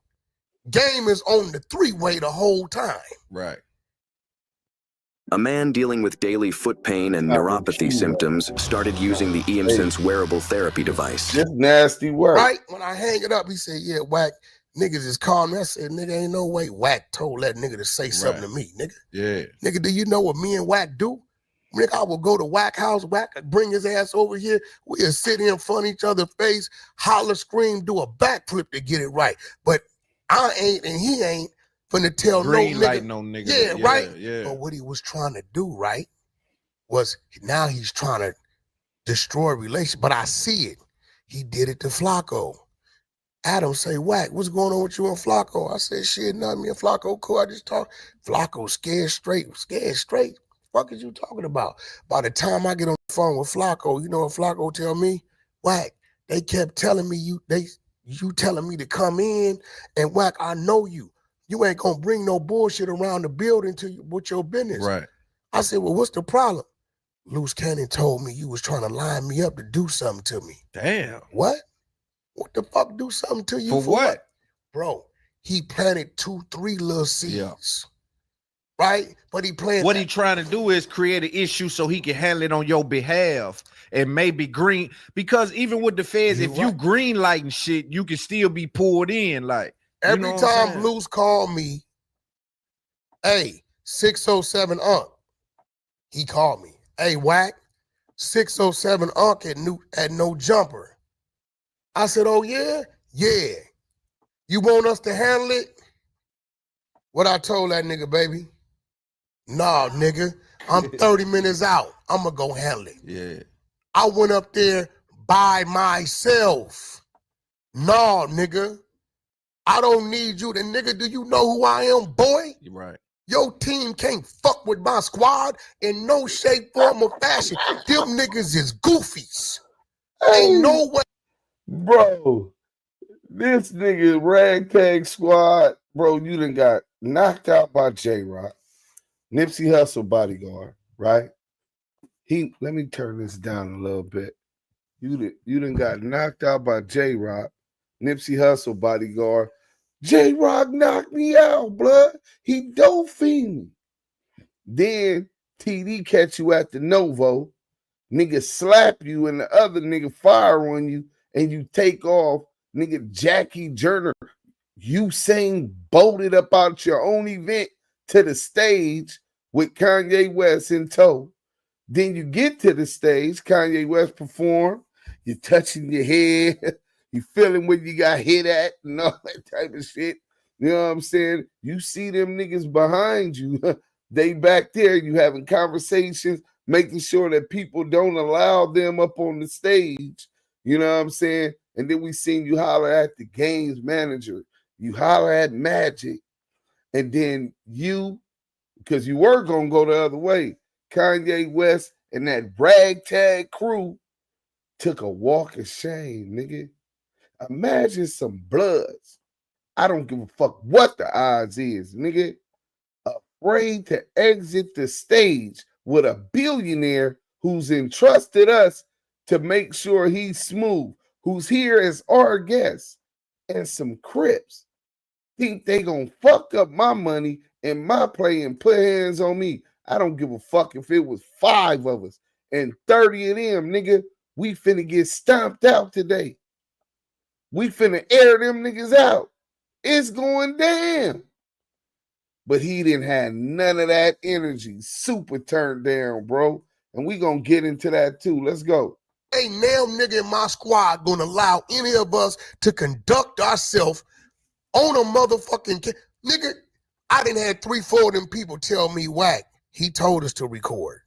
That's what was crazy too. They recorded that shit. I'm glad they recorded it. Because it showed you not doing nothing. Because guess what? He go to trick bag. Had they not recorded that and you pop up on no jumper with that watch, he got him. But I never he got you fooled, Big Loon. He didn't do nothing. Let me go get this dose of reality TV video. That'd be the first see, but here go the thing. If you watch No Jumper, the Novo shit. I didn't pop up with the watch. And then I'm talking to Adam. One of the workers from No Jumper walked in and put it on the table. Oh, he's snitching on one of the Melt workers. sales objections with this book. He's snitching I just got on my one black of the book of workers, questions bro. in the mail. And look at this thing. Honestly, it's less of a book and more like a full-blown sales manual. It's over 115 pages packed with real-world examples and plug-and-play. You got to remember, I'm telling everybody, hey, bro, if y'all seen any jury, y'all turn that shit in. Because niggas will see shit and pick up that's shit, the right? bullshit, though. That's right, now watch like, this. Bro. So, because I was so loud about it, as I'm sitting there talking, the worker walks in. He ain't had nothing to do with nothing. But they went out there after the fact. Yeah. They went out there and took pictures of all the blood and they sent it all to me. Damn. And they found some shit. So the worker walked in and put it on the table. Right. Right? Wack didn't go in his bag and in his pocket right. and had a watch. And that's but important. If you look at the edit, they got an edit with me holding it. Yeah. But if you watch the No Jumper clip, you see me sitting there, ain't no watch there. You clearly see somebody walk in, a non-black person, and put the watch on the table and say, hey, we found this outside. Yeah, because I was concerned about that, because that could have been a part of the trick bag. You know what I'm saying? I'm wondering, is your eyes open to dude might be trying to, like, you know what I mean? Listen to me, bro. People say, why didn't you get in the middle of the initial fight? I got 120 years of penitentiary with me, bro. You get what I'm saying? Yeah. These is 2 Crips, one gangster Crip, one neighborhood Crip. They go to talking they little lingo, what they got going on. That's their business. If I get in the middle of that, what does my team do? They got to move. They start moving. Check. Right? It's called being a good leader. You got to know what to do, what not to do. And it's because you ain't high and drunk and shit, too. I don't do none of that. Yeah, because if you were bullied, you might just would have went just because spared a moment. So when they doing they little talk shit, I ain't no damn fool, nigga. You know when you hear some venom and you know what come with that. Well, let this nigga know this y'all ain't got nothing to do with me. I take a step back. I take my that does 2 things. Let this man know, hey, this ain't no rush, and let my team know this ain't got nothing to do with us. I take 2 steps back. The squabble happened. Dude ain't showing no resistance. I'm thinking, well, shit, I guess he gonna let him be. When he went to do the other shit, he bullshitted. At that point in time, homie, I come from a lot of ignorance. This man is harmless. It's unnecessary, you know. I don't have a relationship with Loose Cannon to approach him with what he had. Right. That nigga still a Roller 60 Crip. Yes, sir. Right? Yeah. I don't have that relationship with him. That got to be somebody y'all got a relationship with. That's a fact. Right? So all I can do is give a verbal suggestion. Bro, don't do that. Yeah. Don't do that. And I think you said that. That's what I said. Yeah. Homie, don't do that. Don't do that. At this time, my team, my students that are teachers now, wrap me up. Y'all don't see it. I get manhandled. 2 of my homeboys snatched me up, opened the car up to the G-Wagon, slammed me in the car. If you look at the video, you see a nigga in front, on both sides, and at the rear of the vehicle. Yeah. Because now the threat is, we don't know if this is a commotion for a nigga to take a shot at Wack. Ooh. It's 15, 16 people. We only know about 5 of them. We don't know. It's dark. It's in the alleyway. So now the homies is on alert. They like, big homie, get in the car. We don't know what these niggas on because ain't none of this making sense to us. You get what I'm saying? For sure. None of this is making sense. The other dude, we don't even know him. It's the one we thought he was with the rest of the niggas' entourage, right? So all we can do, I want to pull out. The homie's like, it's too much shit in the street. We got to clear the air. Yeah. So all they doing is secure me in the car. That I ain't got no young dope fiend niggas with me. Yeah. I got niggas know how to move. Yes, sir. You know what I'm saying? So at the end of the day, what's crazy is I asked Luce, hey bro, how do get up there? I don't know, nigga just came, nigga just popped up. Yeah, that didn't make sense. But now I'm hearing the phone records is showing Luce called and texted this nigga 15, 20 times. Dude got the phone records. I don't know this nigga. Guess him and Luce was in jail together. Right. But then when I'm listening to the wife Gigi, have you been listening to her? No, I haven't. Go to Big Gigi when you get time. Yeah. They don't want you to know. You can check out our interview with Gigi. Did you know you might get a big It was cash the pay? first one that interviewed Gigi. She is now elaborating and saying, that's not new. Luce picks a dude that's around him who's a weak link, and for street cred and clout, violates them and records them. They don't even know it's coming. She got videos of other shit in their house. Oh, so Wack is trying to put it that this is his modus operandi because Luce has videos of doing violence to other people and recording it. So he's trying to say it was all Luce. But as soon as we finish this one, we're going to go into Dose of Reality TV, exposing the truth about the No Jumper and CS2 Back's participation in that. It's 2 videos, so that's 30 minutes. We're going to do that. And then we're going to get into the actual video at the Novo where he was slapped and chased. And he says that there was no altercation. And we're going to play the video he did that night where he says that a swing and a standoff is not a knockout or whatever he says, but he admit that there was a swing, right? And he did nothing. He got somewhere, nigga. Get somewhere, nigga. That part. Let's go. Oh, this is a dude that was living with us, Wack, like living with us. And out of nowhere, they did this. He did Marley Marl the same. You seen that one, right? Nah, I ain't You didn't see Marley Marl on Sunset Boulevard?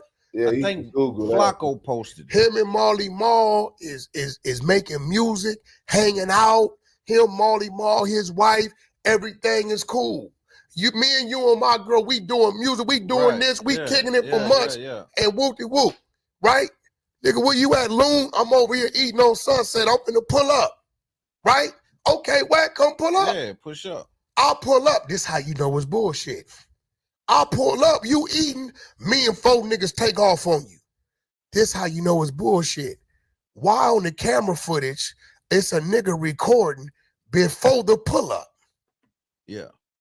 What that tell you, Loon? Yeah, it's premeditated. And he does this shit. When you ask Marty, what happened? Man, I don't know what the fuck.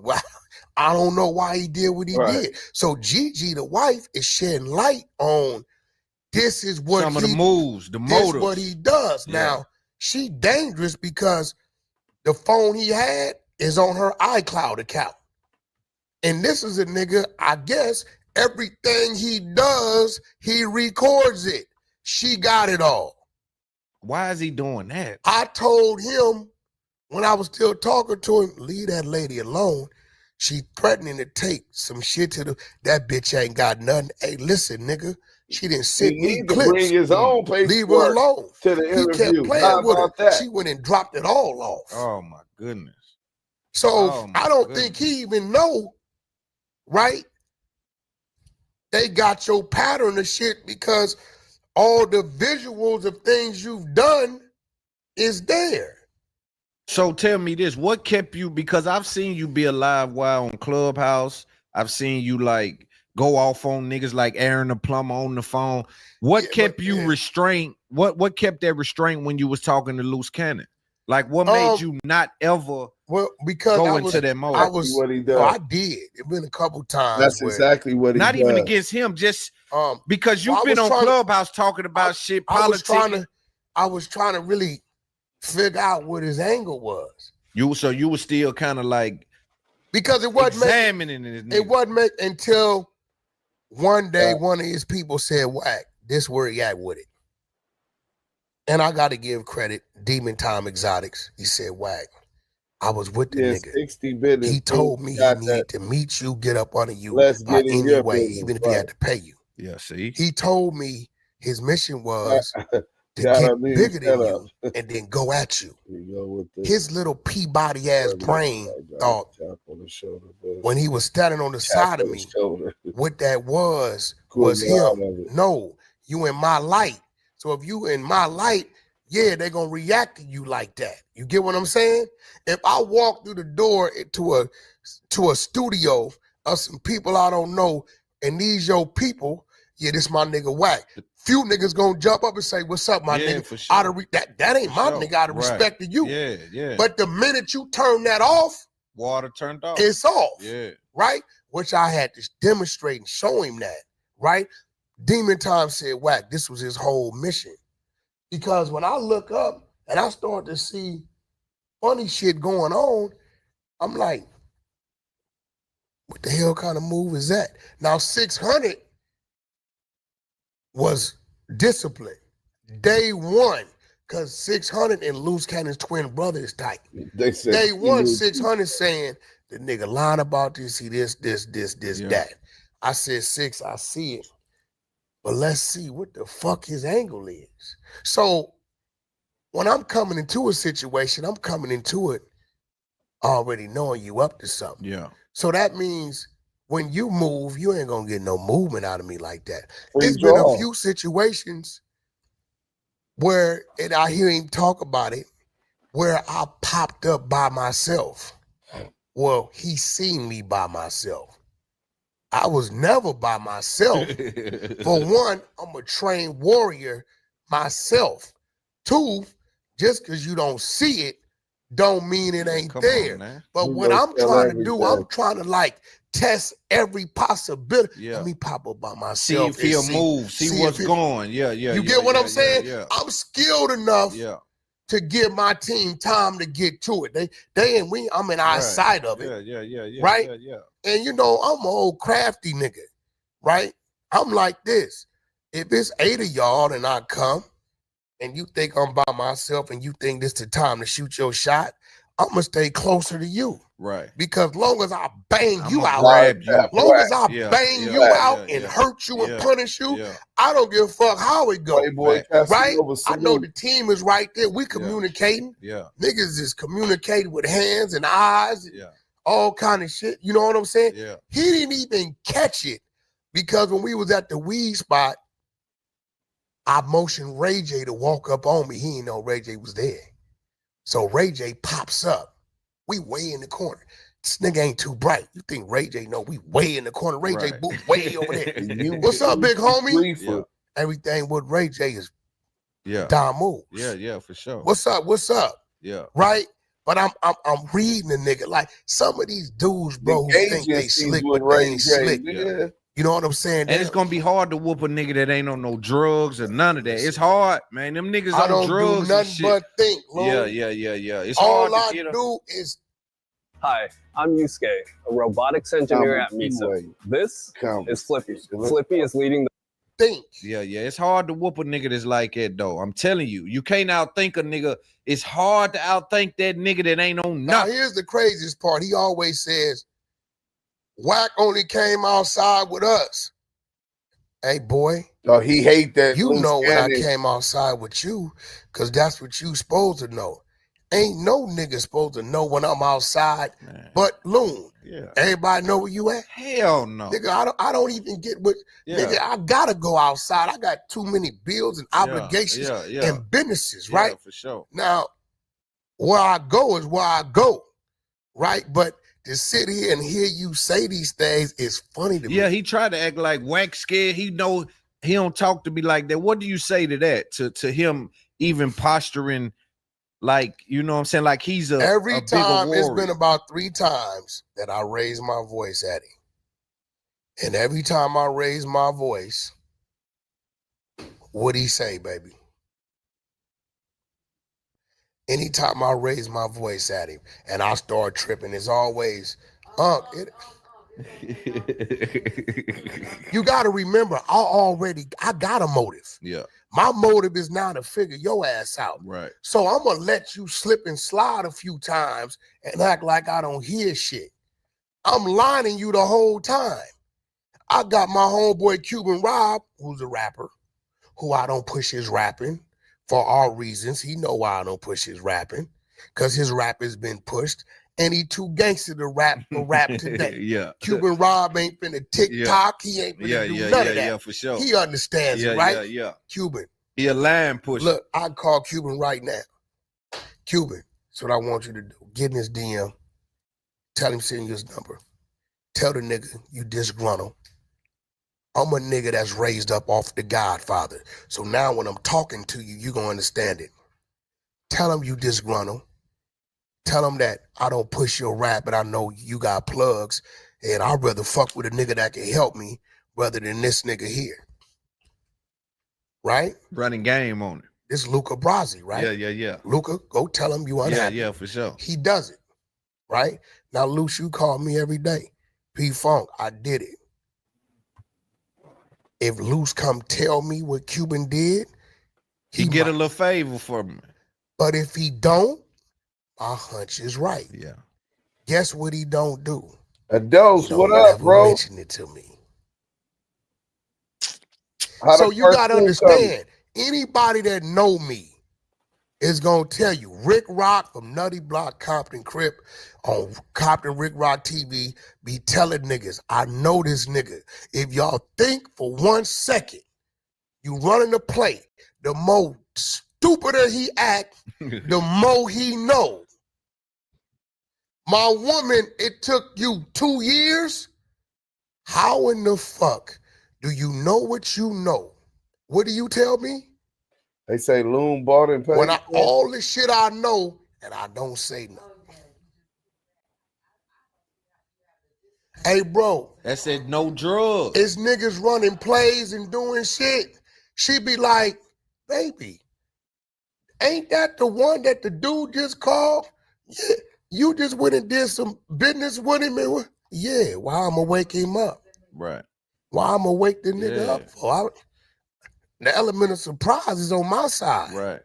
I already know what to do and what not to do. Right. You get what I'm saying? Yeah, when it comes to the, I'm gonna be real. Salute. Now remember this. Salute. Me and 600 already running the grid program on Big U. 2 years before we know who a loose cannon is. We're oblivious to any of this Rico shit. The murder shit, we don't know nothing about it. Only thing we know about is, nigga, your phone is hot because you on Sue Surf in the New Jersey 60 Rico 2020. If your phone is hot, why you ain't changed the number? It spells your whole information out as number 4 in this Rico. Everybody then went to jail but you. You ain't changed the phone number. You still on the same IG. It names all that April 8th, 2020. So we knowing this nigga is still calling niggas on a hot ass phone. We know this. We provide the paperwork. Here it go.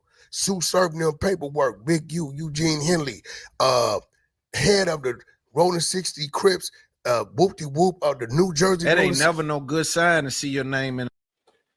Listen, bro, I got the Sue Surf paperwork. I talked to the dude, what's his name? Beast or something like that. Not Beast, Freaky. Something like that. The head dude on the indictment. Big U was seen taking a picture with some dude, not doing a crime. You could be seen talking to Al Capone or asking for a signature or telling them that his shoes untied.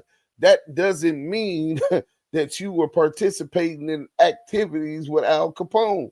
So the fact that he's trying to insinuate this and implicate Big U in some kind of criminality, or as if he got caught and needed a reason to tell on the Sue Surf case, is fabricated, is totally false.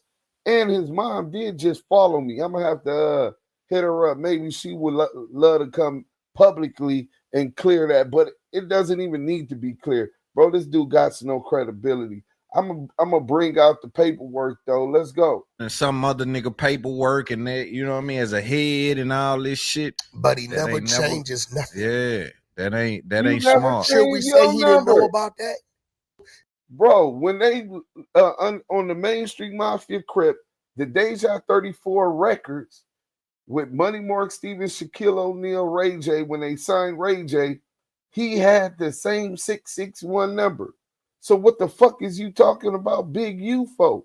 Nigga, your shit been the same number that they had hacked from the get-go. Niggas change their phone a couple times a month when they in the streets, bro. When they doing dirt. Just in case it ain't got tapped. Hey, here's my new number, my nigga. You know what I'm saying?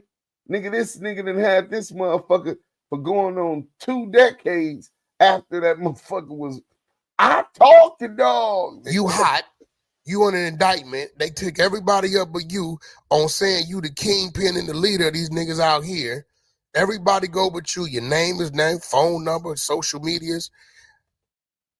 And you never change your information. You still. That's why this shit don't play. They bringing Joe Bolt. Let's go. Oh. Work now, out. If it was me, I'd probably be running a play. I just throw that motherfucker in the drawer and not use it. There's but I wouldn't keep 26,000. This is 2020. Their investigation started 2021. It is 26,000 wiretaps. Nigga, it is 26,000 pages of wiretaps on that same phone. That's deep. Now that's deep. Now what? So tell me this: when because also this Big U nigga claimed that there was a run-in with you, and did you read the RICO? Did you read Big U nigga? I was got a wondering. feeling, Loon, you ain't read. Yeah, I ain't read it, but hey, Big Loon, this Big U nigga, have some respect to that, bro. Real talk. That Big U nigga is a leader in our community. A nigga is a cipher, a nobody. You understand what I'm saying? A nigga with no knowledge of self. Listen, bro. Fix that. Let's go. But here's something that I did say and I spoke on. I said, one thing I didn't understand is Big U never said catch Wack and kill him. He never really said nothing about, yo, get this nigga. Like, listen, that was, to me, okay, that let was me ask shocking. you a question. If you running around telling everybody what you gonna do to a nigga silently, I never heard that loud. Big U know me like I know him. The difference between me and him, his moving around resources ain't what mine is. His money ain't what mine is. Yeah. He has to be certain places. His money ain't where it is. You get what I'm saying? Yes, Lord. He know I know his whole everything. Yeah. So I never heard about what he want to do to me. Yeah. We just had our issue that he said, Breaky, I want to fight you and shit, but he never said, get this nigga. And listen, this is him on the phone to his people. So I'm taking it that he didn't told a bunch of his people what he gonna do when he see me. Now it's out that you saw me and it was 20 of y'all in hoodies in a parking lot. Now, let me see how smart you are. They didn't say they surrounded the car. He said Wack jumped out the car on us. Begging. Pleading. Wack jumped out the car on us. Pleading. Let's kill this narrative right now. My family and children are not allowed to ride in my vehicles. Been like that damn near a decade. So ain't nobody in my car but me and about 100 other niggas. Yes, Lord. Who ain't human. Yes, Lord. Right? Yeah. So if Wack jump out the car and there's 20 of y'all in hoodies, 15 to 20 feet from Wack, and Wack been telling the world use the police, you mean to tell me when they say, well, what happened, Big U? He says he was begging for his life. If you looking for a nigga for 2.5 years calling you the police, to begging for his life. It turn you on. I'm really coming. What? He done got scared, nigga, all that you been, you know what I mean? It's going to turn a nigga up even more. But what'll make 20 gang members in hoodies stand like statues? That yes, Lord. And yes, Lord, to make a nigga ass rethink. No, what'll make a motherfucker rethink is that you got the parking lady. He's trying to get the thing up to leave out of the parking. Once his wife pulls off, man, my wife and them there, man, you gonna do this with my wife? They Eugene Henley, Draws, Big U, Hannibal. Man, don't do this, not like this. He's begging and pleading. His family pulls over and the drawdown thing comes back down. You done said my name loudly. If this goes down and you got this thing out and it goes left and the homies knock you down, my name, real name, aliases and everything is now connected to a homicide. You made sure that you dried snitch before anything happened anyway. But even more than that, I believe you was wired. I believe that once you got slapped, you got in contact with Darren Dupree, your handler. You let them know what happened, and they told you to get out of there, and you were trying to get up out of there because your cover was blown. They got wiretaps already where he's saying, hey, Molly Mall, stop fucking with Wack. He's a federal informant, a confidential source. They got him on wiretap already telling Dale Morrison, hey, Dale, stop fucking with Wack. That nigga's an FBI informant. So, nigga, you already done called your handler and they telling you, pull up out of there.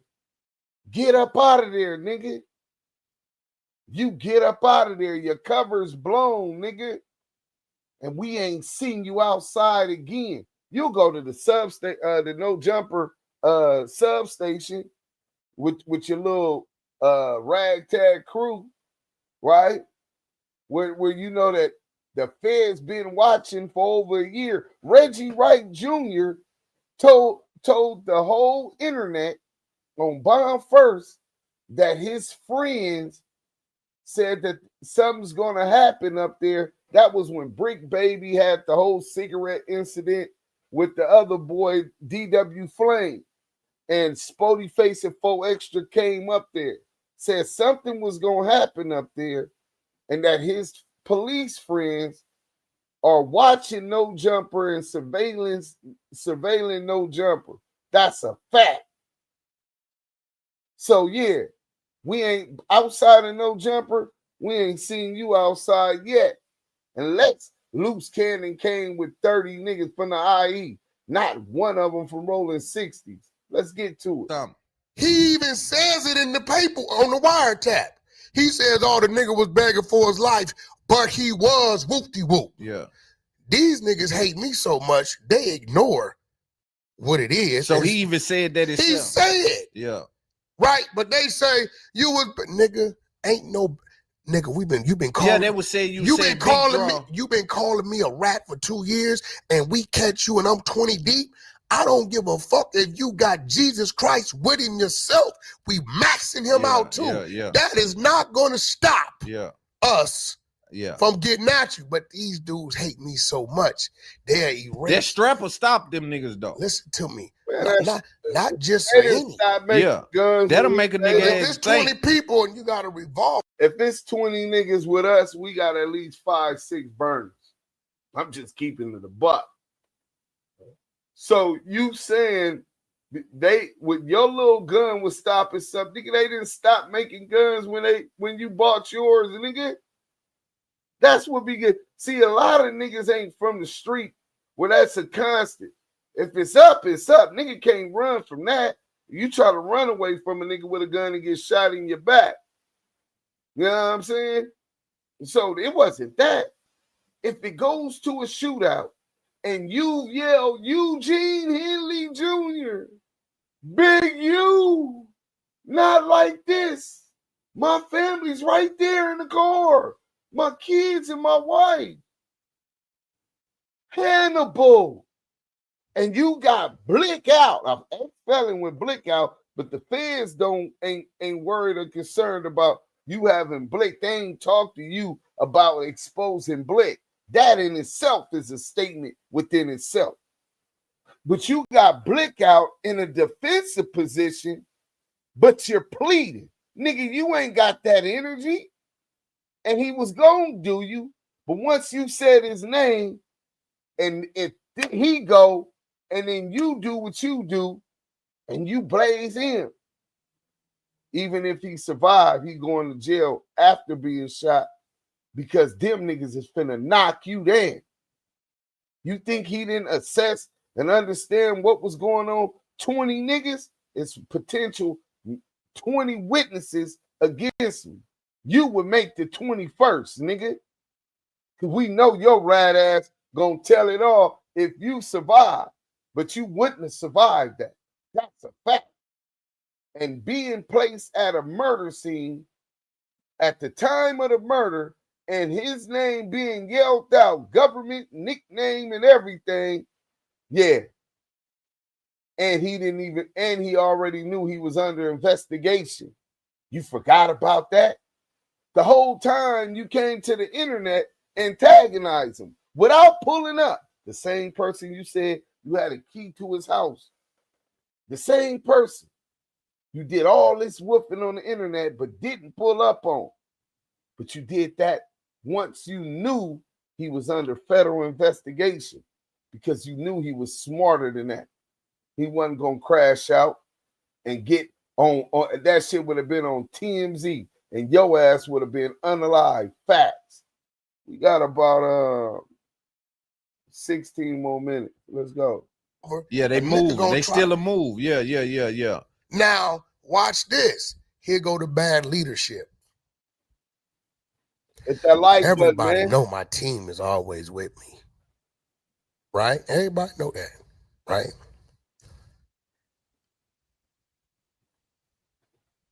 I'm here.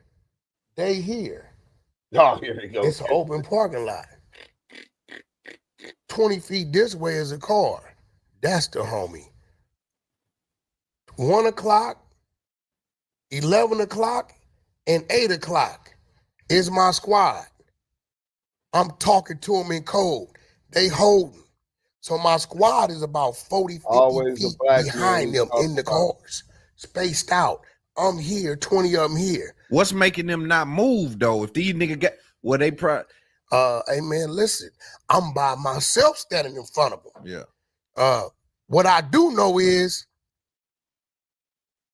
I have a big enough fire extinguisher to make all this move right into the direction I want you to move to. Right.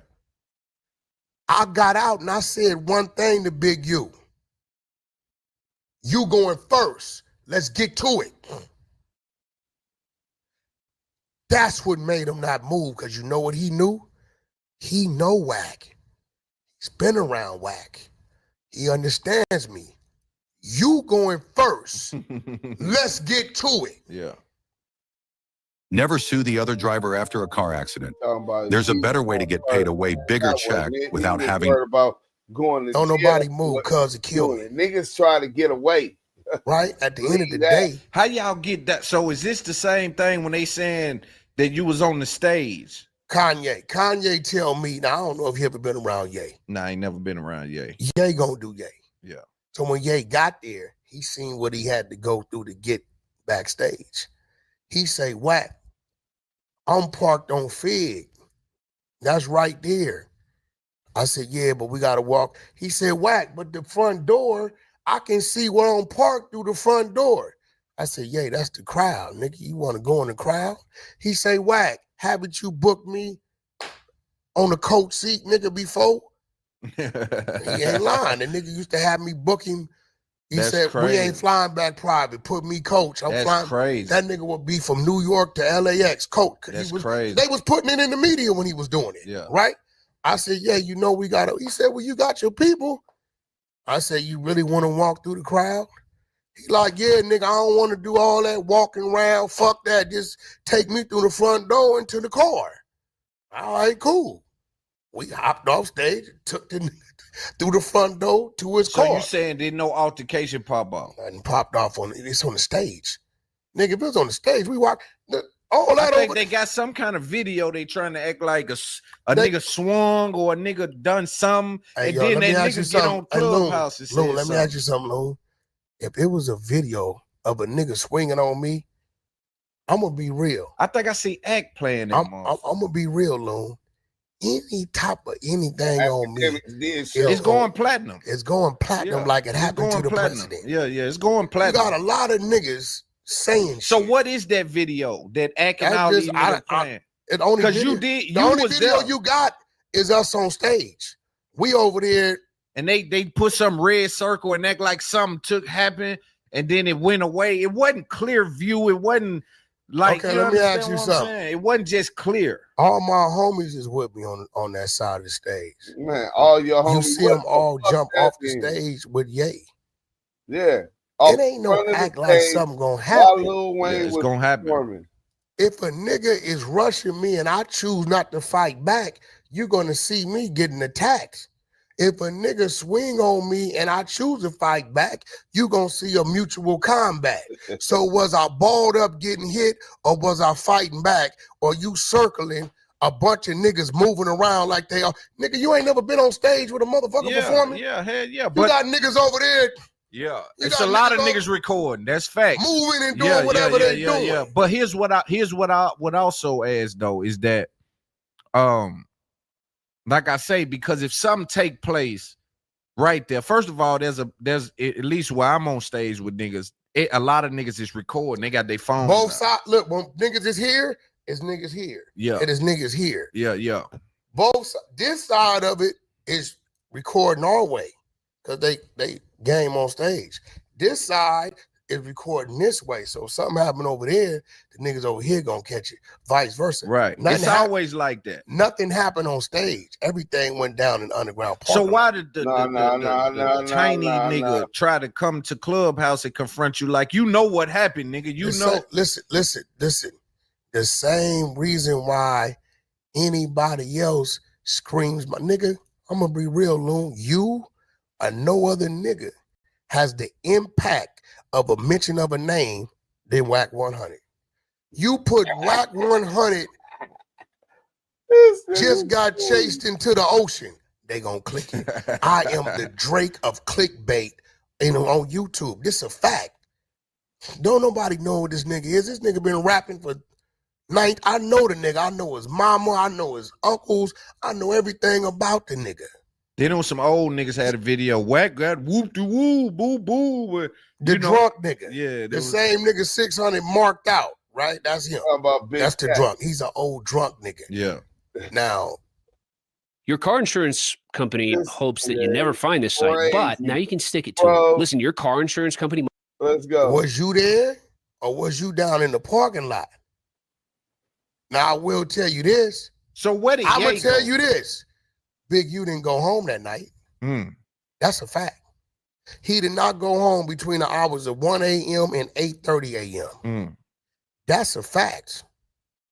If you left off the stage with Ye, where did he go to? His car was on Fig. Okay, so y'all his driver was so two different. It was two different. Ye got the fucking shit on his phone. So what he looking at is where we're standing and a red dot on the other side of the wall. Literally on the other side of the wall is where he parked, where his driver at. When he got there, he was forced to walk all the way around. He like, Wack, I ain't doing that. Nigga, my driver on the side of this wall. Why can't I walk through that door and just go right there? I'm like, you can, nigga, but you Kanye. He like, I don't give a fuck. Nigga, I fuck. And nigga, bro, Ye be doing some crazy shit. I done came to the studio. Ye, where you at? I went to the store with who? The massage lady took me in a 1999 motherfucking Toyota Corolla in the motherfucking passenger seat, no tent, pulling back up to go get a bottle of water. That's crazy. Not like, bro, burnt like that. Yeah. So at the end of the day, if you ain't telling me, bro, just walk me that way. I don't want to walk around. That's what we gonna do. That's it. But at the end of the day, here goes the thing. I tell everybody where I'm at. Fuck it, let's talk about it. Big U, your first episode of your motherfucking podcast was shot at my studio.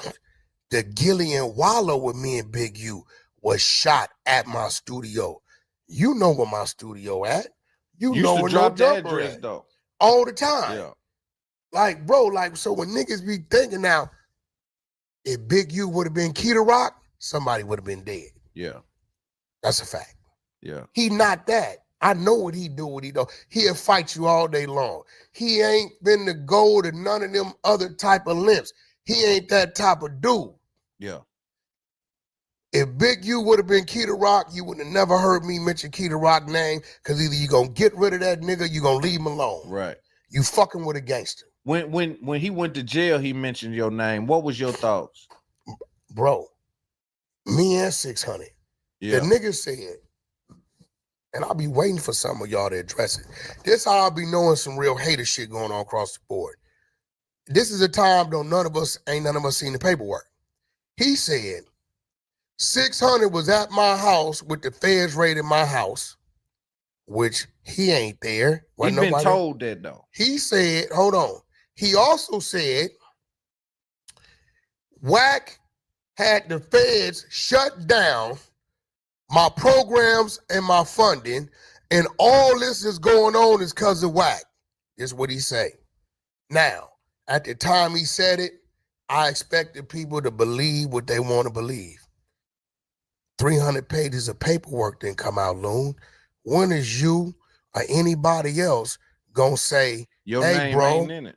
Wack name ain't in here. Yeah. It say you've been under investigation for 4-5 years. It say it got you extorting this man and they giving him federal money under surveillance. Yeah, it say they got you doing this. It says, nigga, you got pulled in for a DNA check June of 2023. It says you got pulled in again in August of 2023. So you know the feds is on you because they didn't serve the warrant and pulled you in twice. Yeah.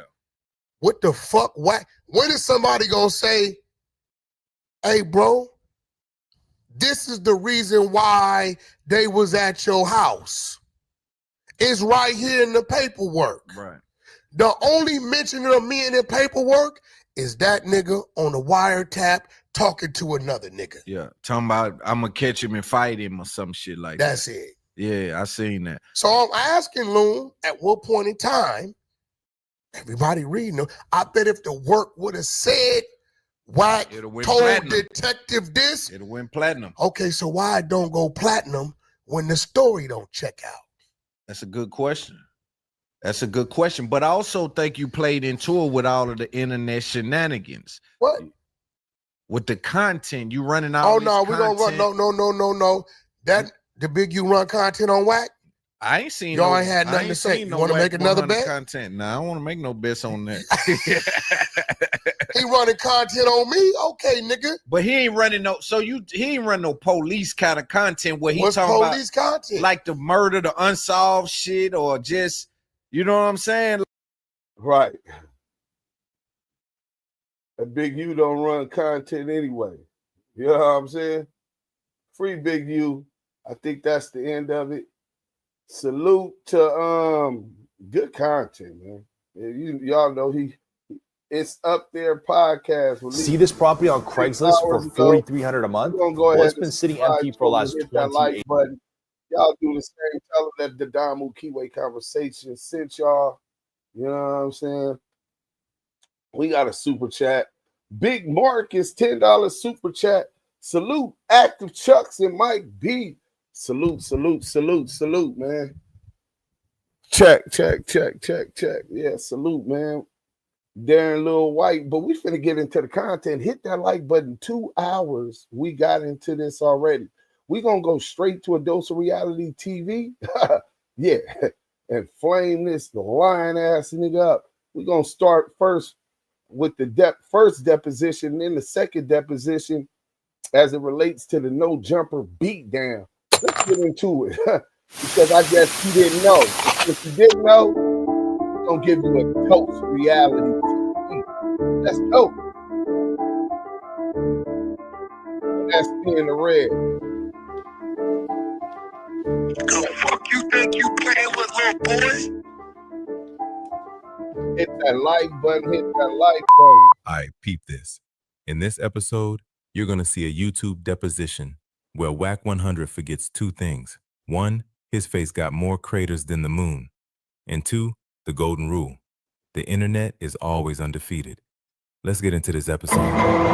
Man, you talking about, nigga, we come from an era before this telling shit, it was on site. Before this telling shit, somebody might have tried to come do something to me, and you know, they got intercepted and it went how it went. What? They think you was lining him up. I'm like, what? No, that was Wack's friend. What you think? That's my man. Luce my man.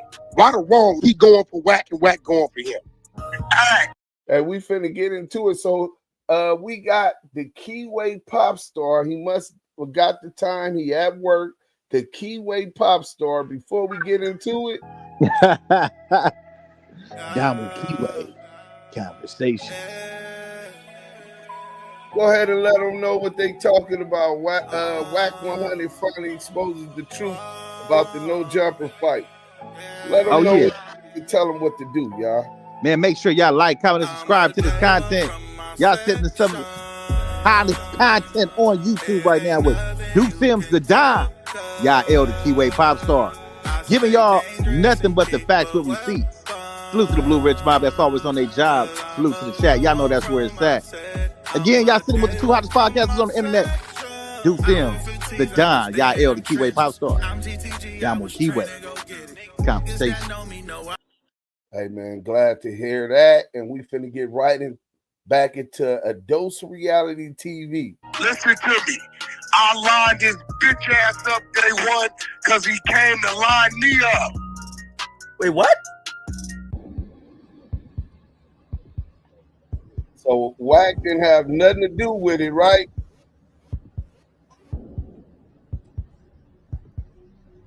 No, he had all to do with it. Right. Watch Wack's foot.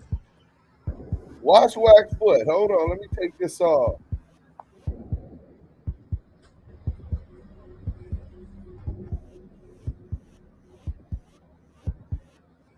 Nigga, did you know that I can see you? The fuck you think you playing with, little boy? Wait. Bro, this is real shit. Do you know who Wack 100 is? Well, we know he not a day one from his section. Go stream that section by Yael featuring Joe Moses and Coyote. That's real. A lie ain't gonna never outrun the truth. So, the truth can never be considered disrespect. I got a Burbank Police Department report. Very interesting. Very interesting. We're going to do a read. This dude, Jay Reed, at the end of the day, I didn't address this before. My name ain't Loose Cannon. I don't know you like that. I wasn't in jail with you. I don't know you. I don't communicate with you. You know what I mean? I just think like when people don't understand business. You don't have to say anything no more. I'm gonna break his face when I see him. I'm gonna break his face when I see him. Really? I'm like, oh, we're coming. A lie ain't gonna never outrun the truth.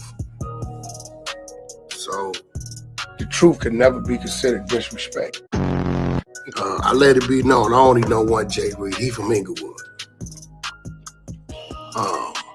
Hey, Wack, you telling me what we doing? This is just that. This is just that. I ain't never did this. You talk me into it. I don't want the shit that's unstable. Then you gonna send me a picture of an old hospital bed on the spot, man. You doing me, bro? You the you done signed the contract Sunday, like you said. I wouldn't be calling you today to go in the hospital bed. Right. Hey, so Wack, the whole time it was him holding up on the contract? I'm dead on me. Bro, hey, you press that, hey, you pressing them. A lie ain't gonna never outrun the truth. So, the truth can never be considered disrespect. Look at this. Just look. If this had come out a few years earlier, plumbers would have been out of a job by now. I'm telling you one last. But he's a Crip. Jay Reed's a Crip. I found that out when I heard him say it set. I don't know the dude. I found it out that night. You a Pyru, you got Cannon from neighborhood, you got me from gangsters. Like, come on, man. A lie ain't gonna never outrun the truth. So, the truth can never be considered disrespect. Something I don't know. That made hard thought. I don't know. Even something I ain't never heard of, right? But that's his damn business. I don't give a damn where nobody from personally. Anything gangster Crip, anything neighborhood Crip is automatically enemies. I heard. Guess what? We had a whole cigarette thing here. Now guess what? That's Crip situation going on, right? I'm a Pyru. It's two men. So what do? I take a step back. They got caught, doing it. They try to come up to Wack on some goofy stuff. Wack said, nephew, let's make an example. And that's what we did. They came up here on some goofy stuff. Wack said, nephew, let's make an example. They came up there looking for Wack 100. And Wack gives the order to Loose Cannon to make an example. At least this is what Loose Cannon is alleging. Nasty work. Oh, it's finna get nasty. What you mean? I've been telling y'all for 20 years, I'm not a gangbanger. I don't care where nobody from. Really. Talking about somebody know better. Nigga, you better go tell that to a hoover. Don't never tell nobody who got their flag on the right side. I'm not a gangbanger. I don't care where nobody from. Really. We better know better. Yo better know better is yo better know better. A lie ain't gonna never outrun the truth. So, the truth can never be considered disrespect. One suspect struck the victim in the head multiple times with the firearm and pointed the firearm at the back of his head during the incident, while two other suspects removed valuables from his person in excess of $5,000. Video of incident available. Okay. I said, who got the watch? Whose watch is that? I guess this is dude watch. It's a fake Michael Kors. Kors It don't is even bougie. say the S, it just say Kors. Bro, listen, listen. You come get your shit or whatever. A lie ain't gonna never outrun the truth. So, the truth can never be considered disrespect. Right. And I've been working on a network deal to get them and Grand Mason their own show called The Exposers. This Negro got imagination. Imagination, huh? I want you to look at that flyer. Listen to this. I want you up and coming rappers who serious about your craft, who told yourself 2025 is gonna be my year. I want you to look at that email and look at that Cash App and invest $40 into yourself. Hell, invest 80, 120. I submit 2 or 3 if I was you. Investing into yourself and have a chance at being one of the 15 contestants that comes to the You've Been Exposed reality show that will be shot here in Vegas. Yeah, it's going down. The winner, $50,000 EP deal. Single remix by Tory Lanez. He sent the drop. We shooting 2 videos. Getting your EPK ready. right? I'm gonna make sure in politics get you the Vlad, no jumper academics. And whatever region you live in, we're gonna work the radio in your region. Invest in yourself. Stop the cap. Stop the cap right now. Stop the cap. No voice. Nigga, did you know that I can see you? First of all, The Exposure is not a TV show. Second of all, a lie ain't gonna never outrun the truth. So yeah, the truth can never be considered disrespect. Please, salute. Well, I never touched you. Don't know you to touch you, ain't got a reason to touch you. Somebody might have tried to come do something to me, and they got intercepted and it went how it went. Like button if you just coming in. Thank God for the stupidity of old loose cannon. I lined his bitch ass up day one because he came to line me up. A lie ain't gonna never outrun the truth. So the truth can never be considered disrespect. Hit that like button, man. Don't just be in them pussy hating from afar. I felt certain earning my bachelor's degree would open up opportunities for me. I felt supported throughout the entire. Oh, I know who Wack 100 is. Agent. Agent. Allegedly. Been setting folks up since MySpace. Man failed at music, diapers, marriage, A&. I'm going to show you a little clip, but you have to really, really understand I can't show you everything because everything is not meant to show. But it shows you enough to let y'all understand. Don't keep playing with me. Don't keep playing with Wack. Don't keep playing with 600. Listen. What I will say is this. And you can relate this to the video or not. People gotta stop popping it, bro. You know what I'm saying? Like, people gotta just stop popping it, bro. Like, you're gonna run into certain people at some time, or you're gonna run into people who people know, bro. Y'all gotta stop talking crap. You know what I'm saying? You's a bust. Visitors pulled up. Pitbull's gonna be upset about this because when he sees these type of things, list to action. They pulled up and I was in there working, and before I go in, they know if we expecting anybody. So nigga pulled up. I'll give y'all a slight visual. I got one. I'm gonna send you the link. I'm just downloading PTR. That's one of the individuals after the double stripping. They pulled up. They said, "What's up, homie?" They said, "Yeah, we here to holler at Wack." And that was the outcome. The other one was in the back. He crawled in the trash can himself trying to get away. I don't think he know he was at. But I keep warning y'all, I am not a rapper. Don't come playing. Don't come playing, my nigga. I keep trying to help y'all. Do not believe that I am a 47-year-old survivor. I am a paranoid nigga that's not driven by fear, and my team around me ain't playing. They not playing.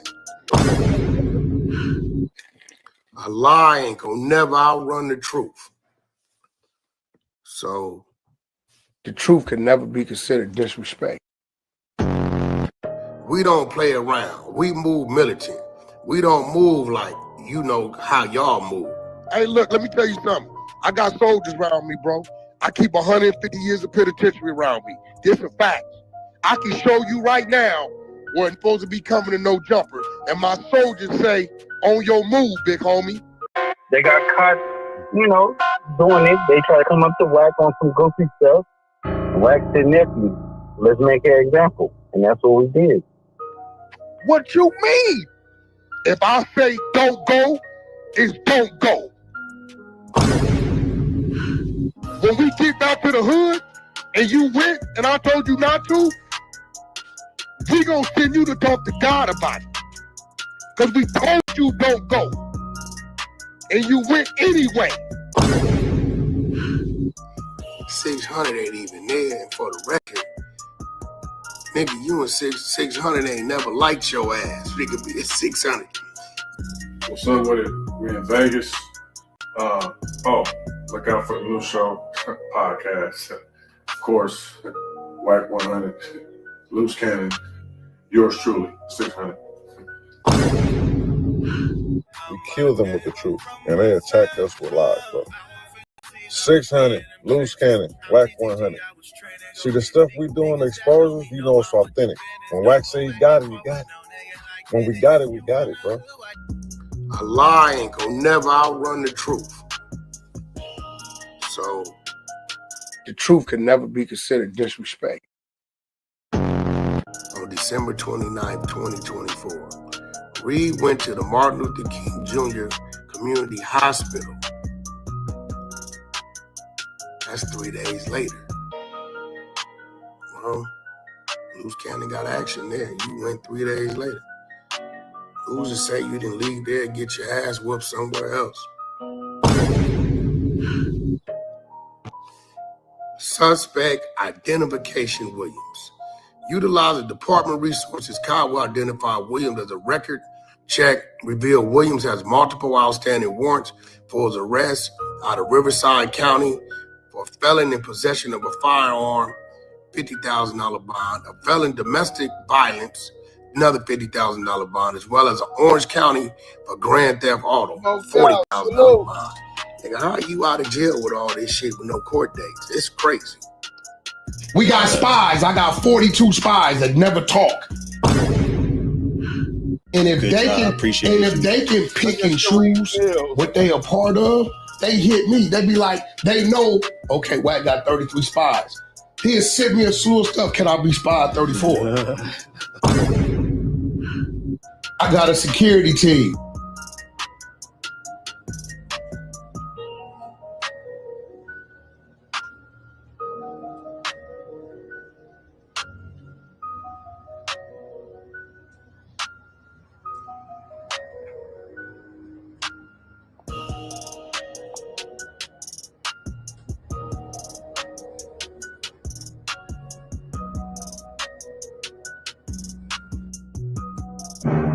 Did you know that I can see? Dad, I'm Hit Bud. the like button. count Hey, smiles. ask in the chat if that's where it's at. Blue Yes, Ridge you Club. If Wack 100 give a statement on the nigga, your ass going to jail, bro. They're going to say my word holds some credibility and some weight. They're going to say that. I don't give a fuck. If I ever told on a nigga, his ass going to jail, they're going to say, Beast, I'm a reliable what? Hey, here's the source. Discord. That's a reliable source. He's a known this, known that, known this, known that, right? These are facts. You're a reliable witness. You a source. You are everything. You get locked up. That's it. That's it. Man, you talking about, nigga, we come from an era before this telling shit. It was on site. Before this telling shit. You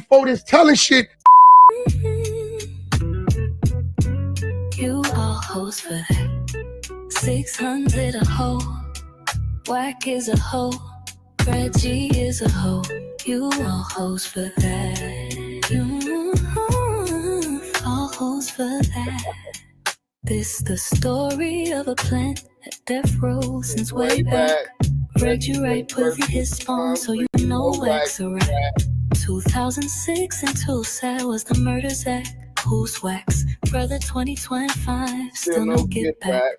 So Bobby Jones gets the rental, him and Cash is in the catalog. Speeding through real Texas, got cracked with 3 straps. Transfer to Beemore, Texas, on Fed, hold this all facts. This is when Wack first told that rat, is a hoe for that. A Ghost Reality TV. Salute to my brother. Ghost Reality TV. Ghost. And that's all, folks. Ghost. Turn this down.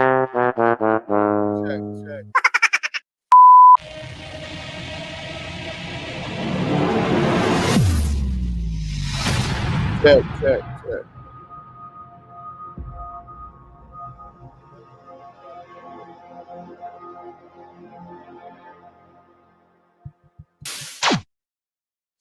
Luck is just when preparation meets opportunity. Appreciate the content. So there we made it quite clear that Wack was being less than forthcoming about the facts as it related to this interview with when he goes to the no jumper situation, where he talks about the no jumper beatdown. You know what I'm saying? He's lying as if he didn't know Jay Reed, right? He's lying as if he never had communication with Jay Reed, but here he talking to him, and he's telling you he knew enough about Jay Reed to have took a picture with him at a business meeting about that network that they were supposed to be trying to get the exposure show on. He denied that they were trying to bring the exposure show on there, but we played the audio showing that he was lying about that.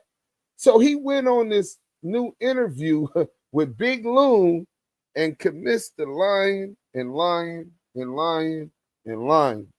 But y'all know we gonna keep the fact checking and continue to clarify the record. We ain't letting them get away with nothing. You know what I'm saying? But anyway, we got some other work for y'all, man. Wack says he never liked Loose Coochie Ashley. Well, since he didn't like Loose Coochie Ashley, why was he bragging about being his handler? And why he say he didn't want to be his handler anymore? Scandalous Los Angeles TV got the content, and we finna run it. Welcome back to Scandalous Los Angeles TV, where we expose the exposers. And today, we're watching Porky do what he does best, run from his own words. All of a sudden, he doesn't want to be Lucy's handler anymore. DJ Academics saw my video and asked Porky about it. And Porky, in true CS2 back fashion, tried to wiggle out. He told Academics that he was not Lucy's handler. If Academics watched the video, then Academics heard Porky say that he was Lucy's handler. Not only did he hear Porky make that statement, but he also heard Lucy make that statement. This is Porky's pattern. Caught in a lie, deny the lie, rewrite the lie, play the victim. And now he's taking it even further, saying Lucy infiltrated him to drag him into crimes that Lucy was committing. He went from I'm his handler to he tricked me. You're not coming up. It's ridiculous. But we have to be repetitive, because if we don't keep pressing play on the truth, the lie becomes the new reality. He started to come with the Fuck the Wack campaign. He ran content. He don't know who he think is his people ain't his people. Wack, do you think he's working with the FBI, the ATF, or the DEA? I'm telling you this straight up. Which one? FBI, ATF, DEA, or maybe it's Homeland Security? He's working with the police. Tell that nigga this. I bet this, because my drive is coming. And when it get here, it's over with. That got a handler. Molly Mall told me. Wack was around me, and I was fighting my Fed case. He FaceTime a Fed and said, Molly, this is a dude I fuck with the Feds. Give him something. Wait, who you think is his handler? Who's his handler? Well, I mean, I can't tell you who the fuck his handler is. I just know he got a federal handler. Well, I mean, I can't tell you who the fuck his handler is. I just know he got a federal handler. I was watching some. I don't even know. You ever hear this page, Scandalous, but whatever. They were trying to say you his handler. Yes, I said Porky was his handler. And I said it because Porky himself said it. Luce said it too. This isn't speculation. This isn't gossip. They both confirmed it, with their own words. And I know many of you have already seen the clips, but we're going to play them again, because we've got new subscribers tuning in every day who might not know the full story. Academics, you've got to start holding CS2 back accountable. Stop giving him a pass. Tell him to own what he said. Y'all want me to cook? Because he did say it. Get them lights up. But I already know what the response will be.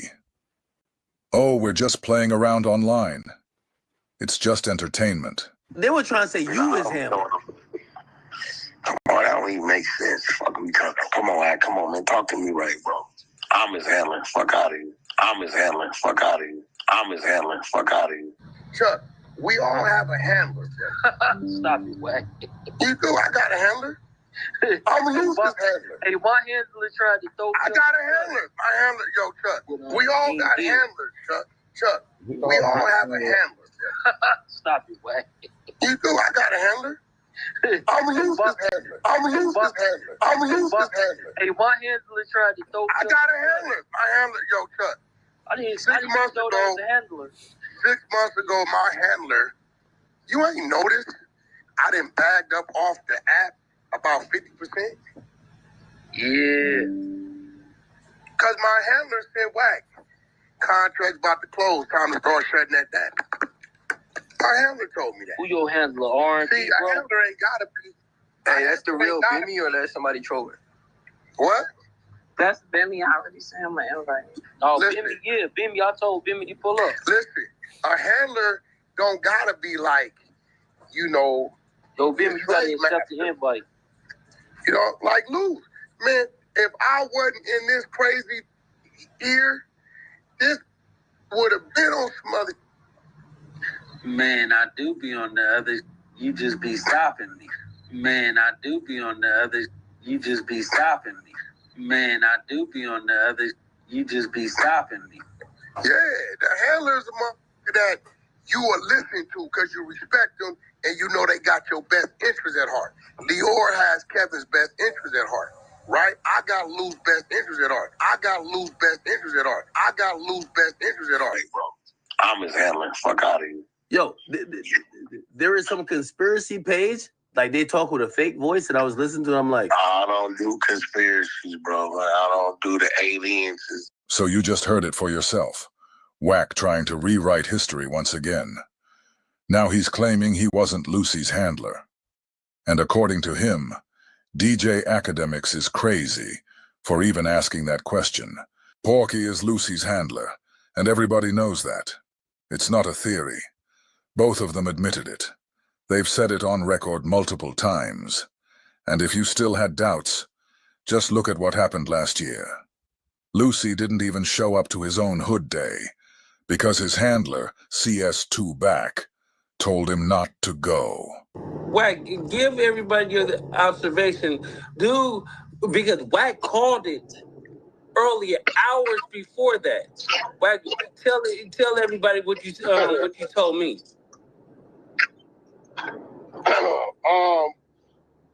The new wiretap is IG Live. If you're a cooperant and you're working with them, that person's phone can be utilized as a way for probable cause because he's documented. No different than a nigga on the wiretap and they listening outside, they listening, they come in, right? So I told Luce, I say, Luce, dude gonna fuck around and be somewhere. Y'all know the rules. Nigga ain't supposed to go live in these situations because your enemy's trying to find where y'all at because it's easy. It's a crowd of niggas. All you gotta do is get out. You're gonna hit some police trying to find out all that. If the nigga get over there, he gonna fake like he don't know no better. He gonna turn that phone on and the spot gonna get hot. Stay your ass in the house. Stay your ass in the house. Stay your ass in the house. This right here proves Porky knew Lucy wasn't really from 60s. I mean, think about it. Imagine telling a real Rollins 60s member he can't go to his own hood day. That alone tells you everything you need to know. But that's not even the craziest part. The real point is how hard Porky was protecting him back then. This is the same CS2 Back who went out of his way to appear on Demon Time's podcast, just to explain why Lucy didn't show up to his hood day. Porky already knew Lucy wasn't from 60s, and he was trying to control the damage. Now fast forward to today, Porky is now saying that Lucy has had a federal handler all along. Back then, Porky was doing everything he could to defend him, but today, he's acting like Lucy was an undercover liability the whole time. But we all know that Porky knew. He was protecting someone that he already knew had federal ties. What Porky did not know, however, Porky is now saying that Lucy has had a federal handler all along. Back then, Porky was doing everything he could to defend him. But today, he's acting like Lucy was an undercover liability the whole time. But we all know that Porky knew he was protecting someone that had federal ties.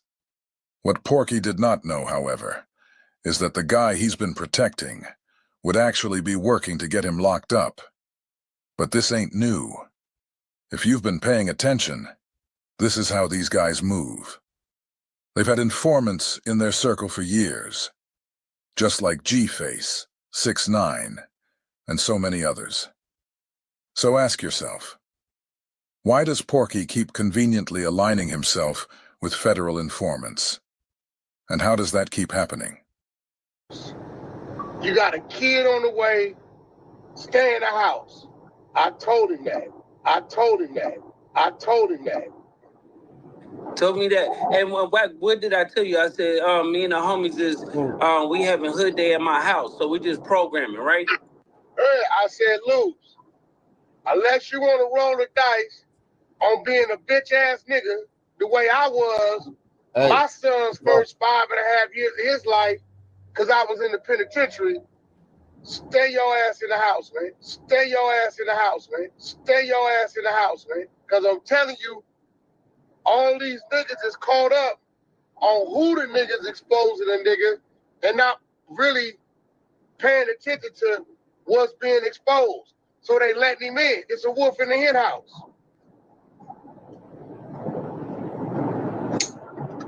And then I was like, okay, I'm gonna stay in the house. But then Wack called me this morning. He was like, yeah, I know you're hard-headed ass didn't stay in the house. And I was telling them what happened. I'm like, then they just hit the homies. You get what I'm saying? We was outside when this happened. Wack gets the video and everything like that. And it's just crazy because it's like nobody does this shit. Nobody in life goes live on Hood Day. That's not leadership. That's control. And that's it. These are the games they play. Gaslight the audience, discredit the source, and pretend the truth was never said out loud. But you heard it. I didn't make it up. They said it.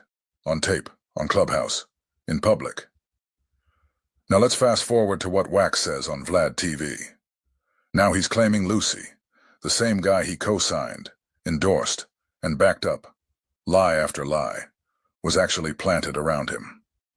Planted, just to drag him into the crimes that he was committing. So, let's get this straight. First, he was the co-signer. Then, he was the handler. Now, he's the victim of a setup. You see how the story keeps changing? That's what happens when you're trying to outrun the truth.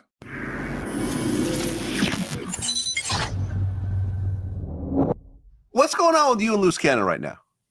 I've heard some interesting stories. Well, I mean, you got a lot of these guys, man, that they come into this game and playing the game. And I'm one of those guys that been around. I've been around for a minute. And people that know me, it's funny because even he said it before. He said, man, you know what's dangerous about you? Something could be going on and you won't even be able to tell if you know what's going on. So, you know, when you know certain things are going on, you test certain people. You're going to be the first one telling. You know, that's just like if you was to tell your editor, right? Hey, tell my security guard, you got somebody that'll buy all the equipment, right? Mm-hmm. Tell him, right, leave the door unlocked. Our guys gonna come in and get it, and then we'll cut the money up, right? You're telling your editor to tell your security guard this, right? Mm-hmm. If the security guard never says nothing to you, and you come back at 8 o'clock at night, right, and see the doors open, right? Mm-hmm. At that point in time, you know your security guard is not with you. So he said he was testing to see if the nigga was down. we're going to get away from that. So let's move forward to the Novo when he got slapped by TD that he denies, right? He says there was never no altercation. He went on this man's platform and told a bold-faced lie that there was never an altercation, and it wasn't one on the stage. No one never alleged that the altercation was on the stage, right? Everybody was saying that the altercation happened. He got slapped coming down the stairs or up the stairs to go backstage. That's where he's supposed to met. He got slapped. He got hit. A nigga pump fake like he had blood. Nigga called his bluff. Nigga, you gotta bust your shit. The nigga Wack took off. They chased him down. That's where you see him fighting before you get to up on the stage. And the camera and the video footage we showed where you see him trying to push the security guard, telling them don't let them dudes come up in there. He done ran from the steps with Kanye West to there, jumped on the stage, watched Kanye perform with the game. Then when Kanye was finished and they were supposed to leave, he was too afraid to jump off. So him and his ragtag crew took that walk of shame and jumped off the stage. He said there was never an altercation. He says there was never a slapping, a swing, nothing. Well, he went and lied on your platform, bruh, and you allowed it, not knowing what really was going on. Let's get to it. This was in the step when Corrupting him was coming to the stage. Let's go. 20 niggas, I ain't nothing.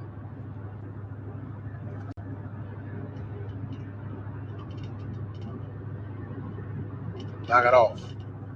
Stop lying. Fuck out of here. Standoff is not an altercation, my nigga. A standoff. It's burnt out. You just know what time it is. I ain't gonna keep speaking. No, niggas know what it is. Knock them lies out to my nigga. A standoff is not an altercation. So the video showed the whole surroundings and showed what it was, my nigga. I'm gonna leave it like that. Knock it off. It's 1:20 in the morning, nigga. Yeah, ain't nothing wrong with me. Niggas talking about you stomp me out, some lay out shit, rush me and all this sort of shit, my nigga. One swing and a square off is not a rush, nigga. One swing and a square off is not a rush. So niggas is swinging on you. Imagine that. Hey, y'all, imagine a nigga swing on you and it ain't nothing. Nigga, it's gonna be something at that point. You know, knock it off. Hey, swing in the standoff. It's not. Hey, that's not an altercation, homie. We know. Hey, hold on, blood. So you mean to tell me you admitted to getting swung on? You admitted to that at your own show, at your show, that you couldn't walk back through the natural way of walking out the building. You had to sneak through the crowd. Well, not even sneak. It was obvious, but you like, oh man, we can't go back that way because them niggas is there. Who? Nigga, ain't no owls. You know who, nigga? The niggas that just swung on you. So you saying they didn't land, but they did swing on you. Steffi Weffy got it right. She said, so let me get this straight. Wack said he is Turtle Handler. Then said Turtle Handler is a Fed. So, sir, didn't you just admit you were a Fed? Wack. Wow. Yeah. Mo Hill. Tiny draws, the slap heard around Cali. Yeah, that dude's a buster. But look, we finna go out on this because I ain't letting this go. Now he talks about how much he knew with Dale, the long tail rat, his friend. Come on, man. Who trusted him enough to tell him that he was working with the feds and that he was working with the feds on Big U, and told them that Big U was extorting them. Let's get into this. That prosecutor contacted his attorney, talking about he gonna be subpoenaed. And they say his attorney came to see him and gave him some new popped up. He tore the visiting room up.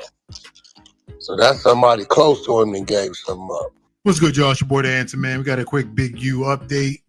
Looks like Marley Marl, Grammy-winning producer that was in the paperwork, been subpoenaed to testify, and looked like Big U got some bad news Wack from his friends lawyer. with all the So let's get to the content, man. Appreciate y'all tuning in. I don't think Big U trial gonna start in May. I think it's gonna be like September, October. Yeah, we don't know. See, it's a whole lot we don't know. Like, they had certain locations bugged. We don't know what they got on it. You know what I'm saying? Yep. He working with the grid program. They got it. They got his head on top of the world. Thought he could just do anything. Yeah, not thinking past it. See the extortion. Like, I know the other nigga. That extortion really wasn't extortion. He the type of nigga that'll come ball 40, 50,000 from you, tell you he'll have your money back in a month. Then in a month he disappear on you, and then it take you 3-4 months to find him. And then when you find him, he ain't got none of your money. So now you gotta press get your money. But now you dealing with it as an informant on paper. You don't know it, and he gotta give him something. And he's scared because he ain't got that. So he go tell the feds who he working for, this dude is pressing me for money. He don't tell him he borrowed the money. And the street nigga ain't did no contract to show he lent. And then next thing you know, the feds say, oh yeah? Yeah. Well, we're going to provide you the money that you can give to him. And we're going to document it so he's extorting you. Yeah, and there you go. I know the nigga. That's how I knew who it was. You got to remember, a lot of people in that paperwork, people only know who it was because when Prince was reading it, I was saying who they was. There's no names in the paperwork. Witness, okay, that's Marley Marl. Okay, that's Monster. That I was naming it as he was reading the paper. Nobody else knew who the was. You can't find nowhere. Grammy-nominated producer, the house. Well, okay, that's Marley. I called him your Marley, nigga. Yeah, Wack. That's my security guard who drew down on it. Here's how I knew. Remember, we went and found Monster paperwork 2020. No, a lot of shit be getting put together right here on this floor, then the rest of the people pick it up. That's how we knew. We like that.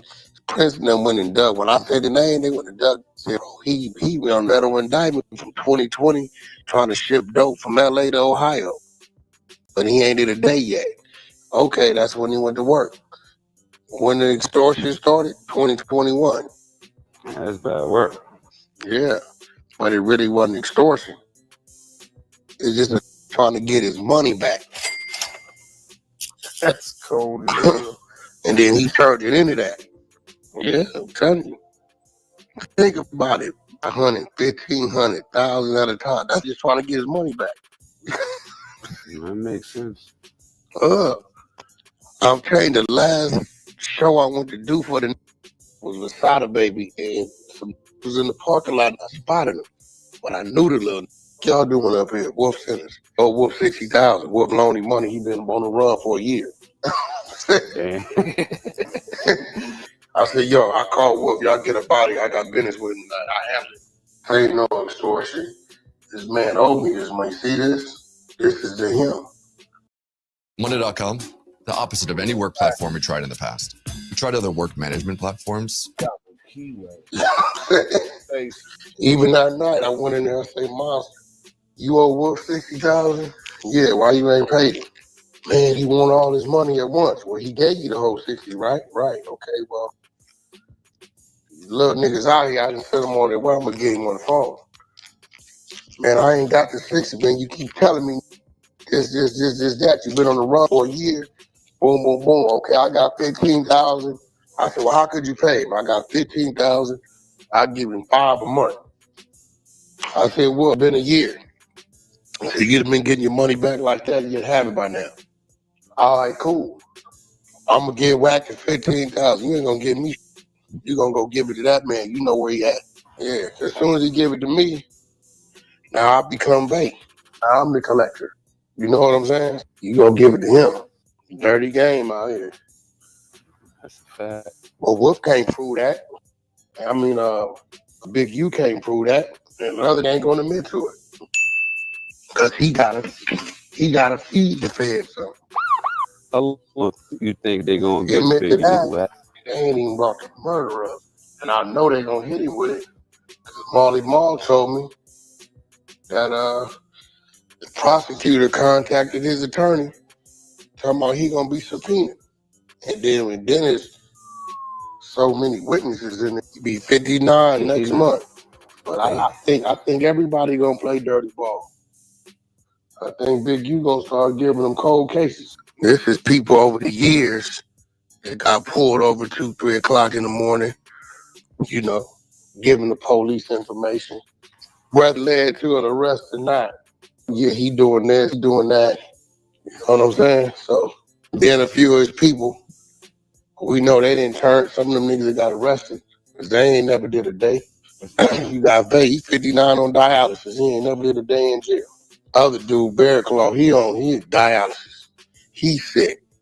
And something else then went on because they say his attorney came to see him and gave him some new popped up. He tore the visiting room up. So that's somebody close to him that gave something up. The crazy part about it be so many investigations going on. Investigations be crossing over into other investigations because now you on the wiretap with this fans and listen to this on this other they do. So then they contact, hey yo, y'all got y'all. This is y'all guy, yeah. Well, he's now then there it go. Mm-hmm. And the feds let it happen for years and years. My Big U, he been looking at that New Jersey Rico who served him. He been playing dirty ball too for a while. So caught up with him. The crazy part about it is an indictment. They had all Big U phone numbers, social medias, everything. He's the gang leader behind the distribution of the drugs in California and New Jersey rolling 60s. Everybody got snagged, and the Big U kept all his information the same. Hey, Wack, a lot of people try to make it something when Nipsey had died. And Big U was on his live, and he kind of laughed and threw up the neighborhood sign. Yeah, and they said, you talking about justice for Nip? Question, Yeah. dude. That was something. Listen, When he got Wack, got him. that ain't no different than a nigga that's supposed to be your little homie, your little brother. Guess what you preaching to the people in the world. And see, you got to remember with him, he's not too tech savvy. He ain't understanding niggas is screen recording all kind of. He's not thinking that far. How you know what he thinking, bro? But yeah, man, he admitted that he was just so close and been in constant communication with three of the rats on the case. You got Loose Coochie Ashley, you got Dale the Longtail Rat, and you got Marley Marl. All three rats he's been in connection with. Just so happened, but he talking about the feds ain't came and talked to him. He's on the wiretap when they're talking about this type of stuff, but the feds ain't came and talked to him. That's crazy. Where's your statement at, Wack? The same thing with the Deja 34. Your statement is missing. Bring your work, since you always coming to niggas podcast with work. Bring your paperwork. Yael, can you tell them where they at, what they noticed, and we finna get up out of here, bro. Man, listen, I know if you noticed it, I noticed it.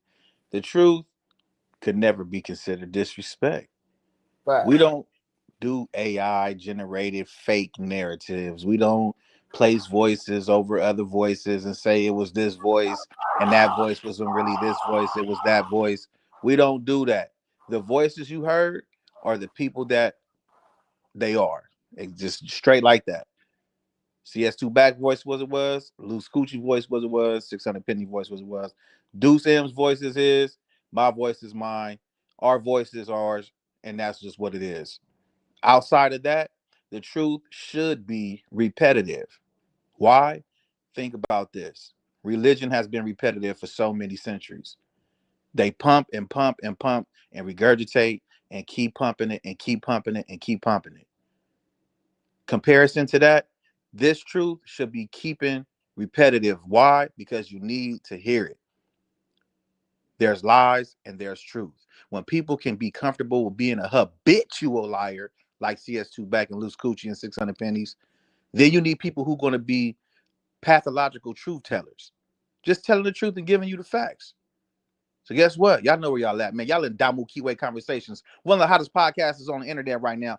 If you are a first-time member, make sure you like, comment, subscribe. Make sure you tell a friend to tap in with the guys, man. Deuce M's and myself, the Kiwe Pop Star, Scandalous Los Angeles TV, a dose of reality TV, Deuce M's the Don, and Yael, the Kiwe Pop Star. Salute to the chat. You already know that's where it's at. Salute to the mods for sure. They was on their job.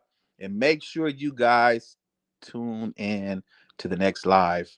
Until we meet again, you've been sitting in one of the hottest podcasts on the internet right now, Damu and Kiwe Conversations.